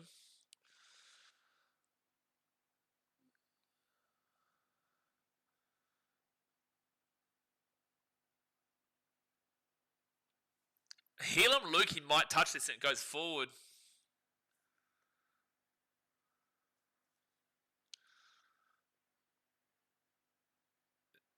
Oof. I think that might be a knock on here from the Cowboys. It's hard though because the angles are all really awkward for this. I think Lukey does touch that. I think that's a knock on regardless. No clear evidence. Yeah, it's fine. I'm okay with it. There's no clear evidence to say. It's such an awkward angle on everything here. And it's going to come back. Knocked back from Turpin. Yeah, the place on side. Jonathan Sewer. It's a guaranteed try if he passes it. It's so dog shit he doesn't pass that ball. Oh, Jonathan Sewer has butchered a try just now. Does he bubble this into the back of Braden Burns? Yeah, he does. This is a no try. You're an idiot, Jonathan Sewer. To not pass that, he tried to go into Braden Burns to then pass it. If he just passes the ball, it's a try. It's actually insane. Yeah. It's a correct call. Jonathan Sewer, you are a moron. Like, Jonathan Sewer, that is so stupid. All he had to do was pass the ball to Bronson Xerri, and he scores in the corner. Instead, he decides to run into to Braden Burns, knock the ball on, and then try to pass the ball. It's amazing. It's amazing. You had an open try line for Bronson Xerri, and instead knocks the ball on, and now it stays 12-12. That would have just been... They may have still gone on to win this game 13 plus had they scored that, because momentum is so strong right now. The Cowboys haven't really done anything for 60-odd minutes in this game. They really haven't. The only two tries they have scored come off of a knock-on from Stephen Crichton in their own in his own 35, and then a penalty from Stephen Crichton in his own 10. That's the only two times the Cowboys have scored. They've actually done nothing really today. But the Bulldogs have given them so much in regards to opportunities. They're not taking anything. Tamalolo with a good run here to the 40. So I just don't know if I would have seen the Cowboys come back into the game from there because they haven't really done anything to show it otherwise. However, the Dogs, they still find a way to butcher a guaranteed try, even when it's a guaranteed try. Did I see what Serraldo said in the pre-game interview? No, I'm not too sure, Best Sport. What did he say, Jess? That will be knocked back here from the Cowboys. No, 6 again, they've said. Knock on from the Bulldogs. Are you sure, referee? You sure? Okay, well, Cowboys, they're going to get this ball to the 13 on 0 tackle. Was there no Cowboys knock on prior? Am I tripping? Well, they did look at that, but they said that there was no conclusive evidence to say that he did knock the ball on. It wasn't called originally, so that's why they said it wasn't a try. And that's why they said it wasn't a knock on. This game's took years off my life. I get it, Seb. No, I agree. First tackle. And they go to Jason Tamalolo, and Tamalolo is going to be 5 metres away from the line. Second tackle. 22 minutes to go here the game. Reed Marnie. He's going to go to Tom Dearden. Tom Dearden to McKaylee. He's gotten so close to scoring a try recently, but he keeps knocking the ball on over the line. Third tackle, 3 metres out. Reed Marnie to Tom Dearden. He'll give it out the back now to Drinkwater. Drinkwater then across to Tom Chester.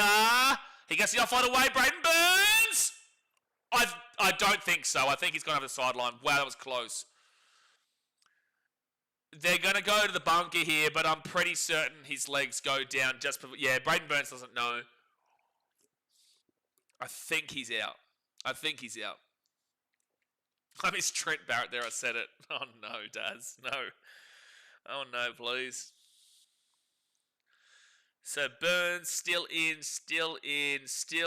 He's going to be short here. Where does his leg go? Oh, for sure, 100% out. 1,000,000% out, yeah. 1,000,000% out. Brandon, did you say over to this game, Blaze? Well, yeah, but I did also say that with the Dogs, you don't ever trust that because if their defense is good, like they could have won this game like a 26-6 kind of deal, and their defense actually has been pretty solid for the most part, but the Cowboys aren't really doing anything. But this is the problem with overs and unders, man, because when you look at the game pre-game, the Dogs have given up a lot of points this season compared, and can't attack, but the Cowboys' defense is so bad that it could play the Dogs' attack into form, and then also the Cowboys' attack is so good they could score the over themselves, really. So that's why before the game it was a really difficult one, which I was saying. But yeah, I did say I'd probably just lean with the overs, mate.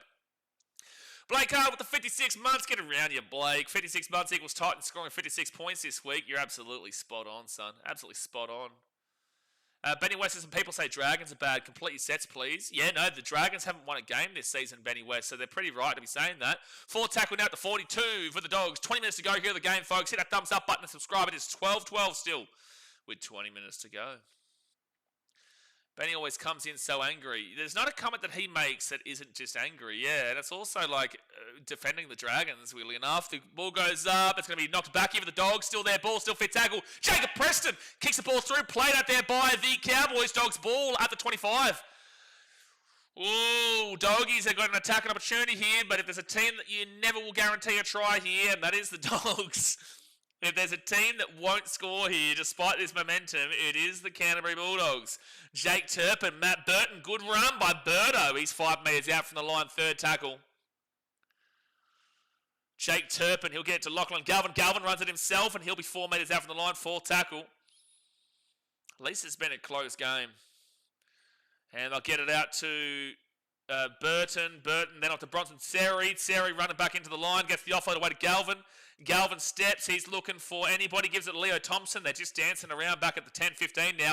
Pushes off of 1, pushes off through 2, and he's going to be 3 metres out from the line, fit tackle. The Dogs roll it back. Jake Turpin gets it across. Lachlan Galvin kicks it through. Jacob Preston coming. Drinkwater gets it. In goal. Dropout coming up. Dropout coming on up. Josh Ryan, thanks for the stream. Appreciate you, Josh. We're here for every single game live. We've got the Dolphins versus the Storm right after this. Dolphins versus Storm right after this. Everyone says, what a game between the bye and the Dragons. 12-13, the bye won, but the NRL took pity and gave them the points anyway. Yeah, 13-12 to the bye was pretty wild, but they did still just give the points to the Dragons because the bye doesn't technically exist, but if they existed, well, it would be, the Dogs, they are amazing, bro. They are amazing to watch. A Falcon off of the short dropout is just amazing to watch. Cowboys ball here, second tackle, 15 metres out from their own line. They're amazing. They're amazing to watch, bro. My username has RIP until the Dragons win a game because I'm dead on the inside. Valid. Valid. I would have agreed with you if the Dogs could score. Yeah, but again, the Cowboys' defense is usually so bad that you can see a world where the Dogs could. The Dogs have had plenty of opportunities to score today. Plenty of opportunities to score today, but the Dogs are just so poor. But you can understand the perspective of maybe the Dogs could have come in and played themselves attacking-wise into form against this Cowboys defense is what I was saying. Yeah, best sport. Why even? I'm going to message him. Why have you come in here, told us this, and then gone? So now, hold on. Jesse's actually messaged me something here. Oh, he's and he was carrying a couple of little niggles there. That's why he moved back to the... Okay. Well, you didn't need to send me.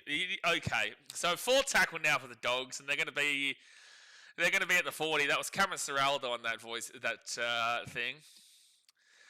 Jesse, you are a muppet. You are an absolute clown. You are an absolute clown. 4 tackle here at the 35. Oh my gosh. Serraldo had a little bit of a mistake with his words. There's Stephen Crichton is down here at the 40. Oh, that is so bad. I cannot believe he sent me that. Cameron Serraldo made a mistake with his words and said something that is now being run with. They got us interested enough to stay invested in the game just to go astray again. Gee whiz. This is why I don't play things that get sent to me on live stream, bro. This is why. It's going to be the worst slip-off. Yeah, that's a pretty bad slip-up. All right, so fit tackle now for the Dogs, and they're at the 50. Stephen Crichton's still down injured here. God bless him. And Matt Burton He will kick that ball to the 15. And Braden Burns now gets it to the 20 on first tackle. Stephen Crichton is wobbling out there on that right-hand centre position. 17 minutes left here. Second tackle now at the 25. And Jake Clifford to the 35 on third tackle. I missed what he said. Nathan, I will not be playing it again. I will not be playing it again. Fourth tackle here at the 40. I will not be playing that ever again here on this stream. And I will be telling BKRsport to tell me to not play something on the stream in future. That will be, even though it was just a slip up from Seraldo, it's still, I don't want that word here on the channel. And Scott Drinkwater will kick that ball down to the 10. Hard kick to take, but Contracy gets it. And he's going to bring it out to the 15 on first tackle. Nicholas, I can't believe that was said aloud. What a vocabulary on that guy. Well, I think that he's saying, oh, that's a lazy shot. I'm surprised there wasn't a penalty just then. I'm surprised there wasn't a penalty. The Dogs just had third tackle. I think we all know what word he was trying to say regarding injury. And Stephen Crichton, even though he's got a little bit of a niggle right now, he gets the ball to the 40. It was a good run. And Turpin, that should be a 6 again for the Bulldogs. So Tilly Turpinua gets the offload away to Galvin. There's no 6 again coming, but there definitely should have been a 6 again just then. Galvin at the 45. He's going to run it to the 43 now. This game's gone forever. So Matt Burton, he will kick that ball up. The chase through from Jonathan Sewer. Drinkwater gets it at the 13 on first tackle, 15 minutes to go. Like, to be fair, from a content perspective and from someone who is always speaking online, it is, every time you have to say a word that's even remotely similar, you always do have that innate, like, sense inside yourself, like you're scared that you're going to slip up like that. So I do feel for him, because it's a bad slip up, but obviously it is entirely possible when you've got, words like niggle and all that kind of stuff. But, it is, you always have that sense inside you. You have a little bit of a mini freak out, and he would have freaked out when he said it. Tom Chester's away here. Tom Chester's right on through. Tom Chester back to Drinkwater. The Cowboys will score, Dogs. You do deserve it. I'm not going to lie. Jonathan Sewer, when he didn't pass that ball to Bronson Serry, I honestly think you could have gone on to win this game by a decent little bit with the momentum. But the Cowboys have gone straight through you here, and at 16-12, if you're not going to take your opportunities against the Cowboys will take their opportunity against you. They're not a great team, but like at the end of the day, if you're going to give them opportunities, they know how to score against you, and that's exactly what they've done here. Tamalolo with a fantastic offload, Tom Didden to 50, and lazy defense there from Jamin Salmon. Jamin Salmon is not coming across there to defend his man, and then Chester goes straight on through, gets it back to Drinkwater, and Drinkwater scores. It's lazy defense. It's lazy defense, but the Cowboys will punish you with that. So the Cowboys will take the lead. 16-12 with a kick to come.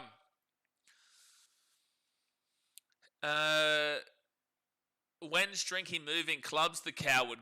He says he's going next year, isn't he? Is Drinkwater going next year? I think so. Jared says that was a nice one there. Michael says salmon there for another 2-3 years, by the way. Nah, it doesn't work like that, Johnny, but obviously I don't want to play it on here. Peter S says Critter doesn't have a niggle, he needs a shoulder reconstruction. I heard he's getting it needled before every game. Jacob says, does this mean the Dogs are out of the premiership race? What? Why does this game now mean the Dogs are out of the premiership race? The whole season so far should show to you that the Dogs aren't really in any kind of premiership race, and right now they're looking worrisome to even make the top 8. They really are. Between Chester and Drink, you just earned 52 Supercoach points in that play. Massive. So, Jake Clifford to make it a 6-point game, and he will put it on. Oh! He got it. Oh, but it was close. Do the Dogs get one back here? I just don't. I don't, man. I don't back in their attack.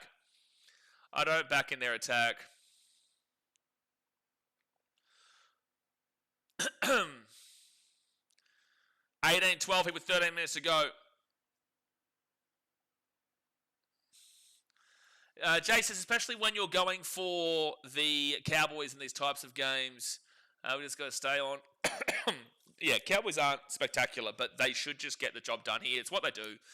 They're not amazing, but they just get the job done. They just get the job done. Like they've given up 12 points here. That they're pretty happy with only giving up 12 points because they started the Dragons game. The lowest score they get up this year was 16 to the Titans. But yeah, the Dogs don't usually score a whole damn well bunch of points, and they haven't today because they just don't know how to attack, man. Jake, do you realise the Dogs lost the Eels? Yeah, and convincingly too. Third tackle here, right after they got pumped by the Titans by 50. So out to the right, and it's Hillam Lukey, who's going to be at the 44 on 4 tackles. Still 12 and a half minutes to go here, but I just do not back in this Dogs attack whatsoever. Ruben Cotter here is at the 50. Everyone says maybe time to get rid of Adam O'Brien and get an attacking coach who can attack. He'd be contracted, bro. I wonder, how long did you guys sign Adam O'Brien for? It's not all Adam O'Brien, though. It's just that he's not improving the situation. He came in to improve the situation, and it's regressed.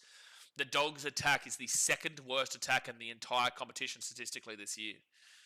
Second tackle now for the Dogs. They're at the 15. And they'll get it out to Jonathan Sewer, who is a big reason why they didn't take the lead in this game, by the way. If he just passes that ball to Seri, they would have been leading with 20 minutes to go. Bronson Seri with a good run to the 30 on 4 tackle. They have a lot of good players and nobody to bring it all together. They go out to Lachlan Galvin, and he'll get crunched down to the 35 on 5th tackle. And Matt Burton, 40-20 attempt, but it's going to go straight down the Hadle-diddle to the Cowboys winger, which is Braden Burns. And he'll take it to the 35 now on first tackle. Have a lot of good players and nobody to bring it all together. It's just an absolute smozzle. Jeez, that was flat. That was fine. Second tackle now for the Cowboys at the 42. Do you expect the Bears to have a worse first 3 years than the Dolphins? Yes. With their team lineup right now, yes. Go Drinky. Can't wait to see him do that in a Dragons jersey next year. Nicholas says, go North Queensland and go for you, so please make me happy. Cowboys 2-12. Why 2-12, not 1-12? That was a forward pass, though. 4th tackle now for the Cowboys, and they're going to be at the 42. 10 minutes to go here in the game, folks. Hit that thumbs up button. Subscribe if you're new around here. Not drink water. Reid Marnie, and now Tamalolo. He'll be at the 40 on 5th tackle. 10 minutes to go, and we'll be going straight into that Dolphins versus Storm game right after this. A drink water. Whacks that ball up high. Chase through. There's a knock on from the Dogs. Dogs knock on. You just don't back it in. They're probably going to challenge this, but you just can't back in the Dogs to equalise in this game. Oh, they already used their challenge, did they? That's right. They did already use their challenge and they lost it. That was, from the knock on before. But Clifford is... It looks like it was Clifford too. That's harsh there. But they don't have a challenge. They wasted a challenge earlier. I'm not listening to your call, but it's still only 6 points. Harden up, Dogs. It is still only 6 points, but if you're watching the Dogs, Sean, you know it's a bit all over the shop right now. Again, the Cowboys have not been amazing, but the Dogs just can't score for the life of them, man. And the Cowboys just need to do what they need. They just need to get through at a pretty basic level, and they'll get the job done. Knock on there from the Cowboys. So it's going to be Dogs ball here at the 15 on their own side of the field. Still 9.5 minutes left. 9.5 minutes left here. Went to a Dragons versus Cowboys game 2 years ago. Sharp they signed Val. Went this year at Cogger versus Cowboys, and then they took Drinky. Well, there you go. So Cowboys are going to challenge this, but I think this is pretty clear as a challenge. Jack says, Dogs scam alert. Guys, I don't know how many times I'm going to say this. The Dogs are not on this table. How can I put them on scam or whatnot when they're not on this table? They're not here. So the only reason you can see the Sharks on scam is because they are on the table. Anyone who is not here is already on scam. This is a blatant knock on here.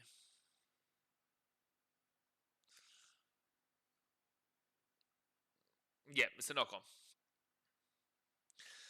on. 6 points is the equivalent of 18 with the Dogs. It honestly, it really is. I'd say 6 points is the equivalent of 12. We'll go 12. Bulldogs should sign Jason Riles as their defensive coach and Shane Flanagan as their full-time coach. Now, that's a dream coaching staff. That is such a disgraceful comment. That is such a disgraceful comment. Could you imagine that trifecta? Could you imagine that trio? Get Trent Barrett as an assistant coach too. Kick it all into gear. The NRL is lacking in a marquee player department. With this rate of expansion 10 to 15 years ago, we had way more gun players. Maybe. Sure, but I feel like you might be a bit of a nostalgia merchant here, but kind of explain more. Because there definitely is marquee players, but they're all signed long term for this very reason. Third tackle now, Leo Thompson will be at the 30 on their own side of the field. It's actually good to see not so many scammers up there thus far this season. Yeah, valid. Lachlan Galvin, Burton, Bronson Seri gets this ball to the 35. He's still going, and he'll be taken out to the 40 on 4 tackle. Since Bronson Seri's come back, he's probably been one of their best players. Again, he would have scored the try to take the lead from if Jonathan Silva could pass it. And that was one of the worst runs you've ever seen from Jamin Salmon ever.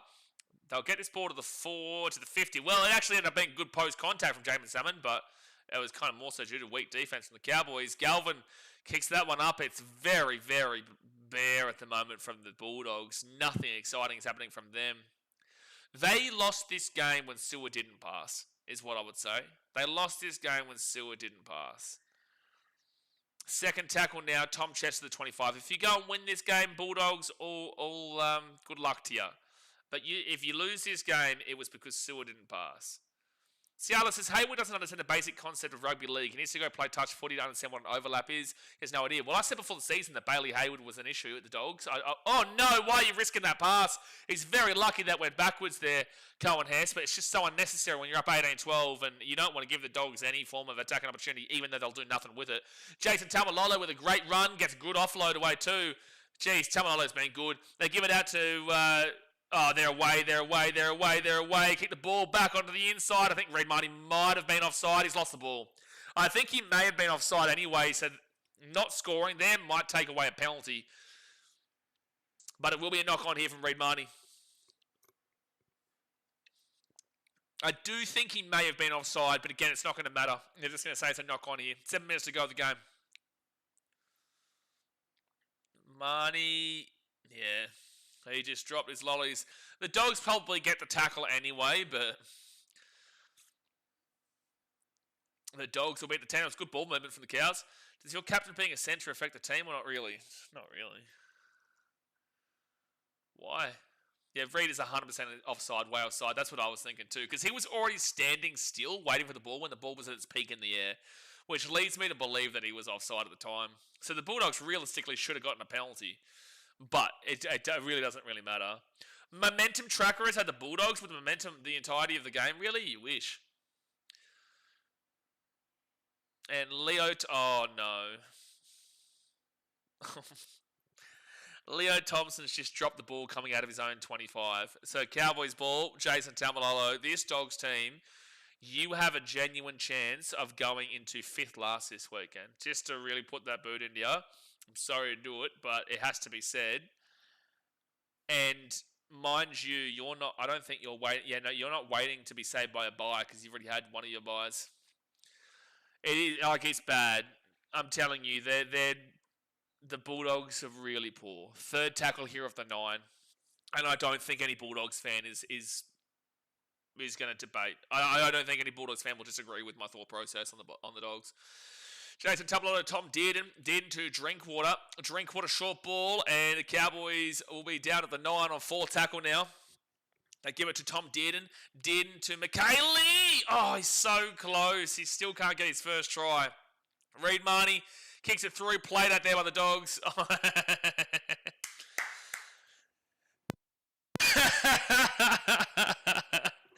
Played it by the Dogs into the hands of Jake Clifford, and it is a try time for the Cowboys. They will win the game, and Dogs fans, I know you deserve to lose this game. All comes off the back. You got to put it out there. The first try for the Cowboys, knock on from Stephen Crichton, their own 35. The second try for the Cowboys, a high tackle penalty in your own 10 metres out from your own line on 4 tackle. Your third try, completely lazy defense in the middle from the 50 where Jamin Salmon wasn't coming across. Your 4th try, Leo Thompson, knock on. All 4 of your tries have come off of errors and laziness. Back her up.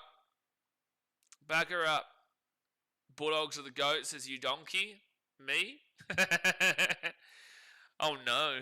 How will I survive your insult? If you're watching this game and you disagree with me, there's a problem. There's a problem if you disagree with me. In my opinion, anyway. Hasn't been real quiet since that try. Brenton says Leo Thompson is not welcome back to Newey either. I don't know if Newcastle are going to be taking any take-backsies. No takesy-backsies from Newcastle right now. 4 minutes 12 to go here. NRL need to produce a ball with glue. Sally says, yeah, the Dogs are bottom of the table team, wooden spoon contenders. I don't think I would be saying wooden spoon contenders. I really don't. But they are genuinely, as we speak, looking likely to miss the 8. They look likely to miss the 8. Oh, he's got that kick again really closely, but 24-12 with 4 minutes to go of the game. Shotcut says, Dogs attack sucks. The Dogs attack is honestly some of the worst shit ever. Like, it's really poor to watch. Dogs to get a total of 7 fans a game for the rest of the season, Mitchell says. Redness says, good job, Cowboys. Yeah, look, they weren't great here today, man. They weren't great, but they'll get the win. And that's all that matters for them. You know, they're still keeping themselves up there in the top 8. They're not a team that I feel like anybody in the top 8 at the end of the season right now is thinking, shit, I'm terrified of them in the finals.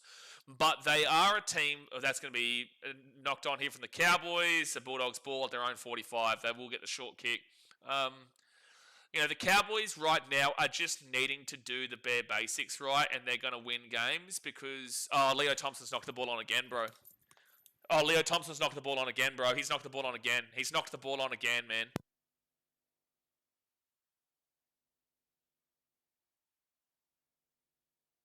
It's unreal. Like, it's actually unreal scenes in Canterbury right now, man. Leo Thompson has just knocked the ball on twice in the space of 5 minutes. Gave up a try on the last one. Let's see if they give up another try here. Clownmate says, we're just a ha-ha team now. I have to wear North Queensland 24-12 on my body for the rest of my life. Yep, the Bulldogs are unfortunately a bit of a ha-ha team at the moment. Nikhil says, these guys are actual dog shit. It's actually insane to see how far they've dropped off, man. It's insane to see. 3 minutes left. Everyone hit that like button. Exactly right, Jab Farmoni. Hit the thumbs up button. Subscribe if you're new around here. We have Dolphins versus the Storm right after this.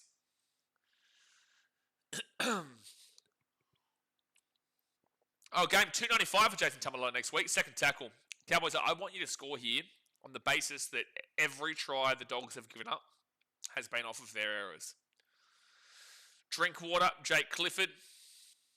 Third tackle now at the 20. And it should tell you, because their completion rate for the most part has been really good, but when they give up an error, they concede.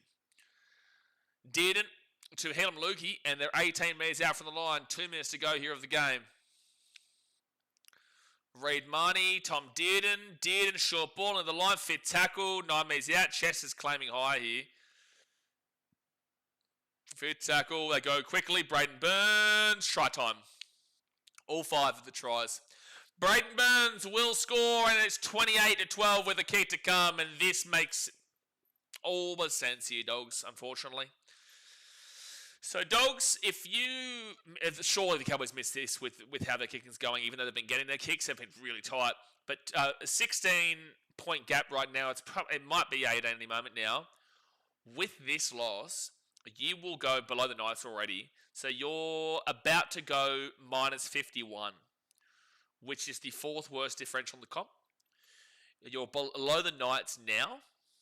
If the Dolphins beat the Storm, you are into 12th you'd be into 12th below the Dolphins. And then if the Titans beat the Raiders, you'll be into 13th position. The Eels are not winning by 40 plus, for 50 plus, so forget them against the Warriors. The Raiders would have to beat the Titans by 30 to go above you, but there's a genuine chance that you go into 13th this round. Peter, I feel like today Leo Thompson has shown that he's not worth the money. Right now, I'd prefer any member of the Warriors or Tigers packs ahead of him. Leo Thompson's been poor in his first 2 games. But again, first 2 games. But yes, he's been poor in his first 2 games. I'd get the tat done on Cessnock, but I'm afraid it's going to be not reading that comment. Maybe the Dogs would play better if we're on the piss and didn't bother training. You lost this game when Jonathan Stewart didn't pass the ball. Redness says, have a good one, peeps. Thumbs up. Appreciate your Redness. Dolphin Storm in 10 minutes' time. But Jake Clifford, can he make it an 18-point game? This Bulldogs downfall needs to be studied. It does need to be studied. Actually, let's wait for the kick here to see where the Cowboys go.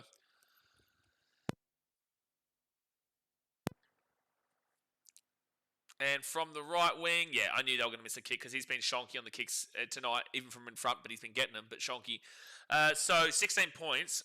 So the Cowboys will go to plus 12. And that means they'll be in 6th position, but there's still a good chance that they go back down to 8th position if the Broncos beat the Roosters and Manly beat the Panthers. But they're two difficult matchups for those teams. So you're pretty happy with 7th right now, but you'll be in 6th for the time being anyway. Why did you ban me? I haven't banned you. Oh, you got timed out before because you were calling me an idiot or something. Not by me, by one of the mods, but it makes sense. Cowboys now get the ball at the 40, 22 seconds to go the game. You donkey. Well, Bulldogs, I hope you're enjoying this game right now. Bulldogs are the GOAT. Seems like somebody's upset. You got timed out because you were throwing insults around the chat. And Cowboys are away here. You watching? You enjoying? Braden Burns now to the 40, to the 45, and was the GOAT. Now you've been timed out, yeah. Shotgun says, it's amazing how the Dogs and Storm had a good season last year and rubbish this year. NRL, you can't beat it. Well, the Storm have been the last 2 grand finals, mind you. And they've been successful for the last 30. And there's boos from the Bulldogs fans. 28-12 to the Cowboys. It's way too easy here for North Queensland, but also it wasn't that easy if you watched the game in regards to they weren't great, but the Bulldogs were so poor that it allowed the Cowboys to just go through the bare basics and do what they need to do and then pull away late. The Cowboys win. They don't give a shit how they win. They've won the game. They're in 6th position for the time being. They're happy with that. Next week, the Cowboys will play the Eels. You should win that, really. And next week for the Bulldogs, you will play the Redcliffe Dolphins. I just don't know if you beat them. Hey, even though the Dolphins aren't great themselves, I just don't know if you beat them. But guys, we're going to jump off because we're going to jump straight across to the next game, which is the Redcliffe Dolphins taking on the Melbourne Storm. Obviously, hit that thumbs up button. Subscribe if you're new around here. And I will see you in a few moments. Cappy, go, love us, shut up and stop talking. Welcome to the stream, son. We'll see you on the next one where I'll talk some more for you. All right, guys, thanks for watching. Catch you later.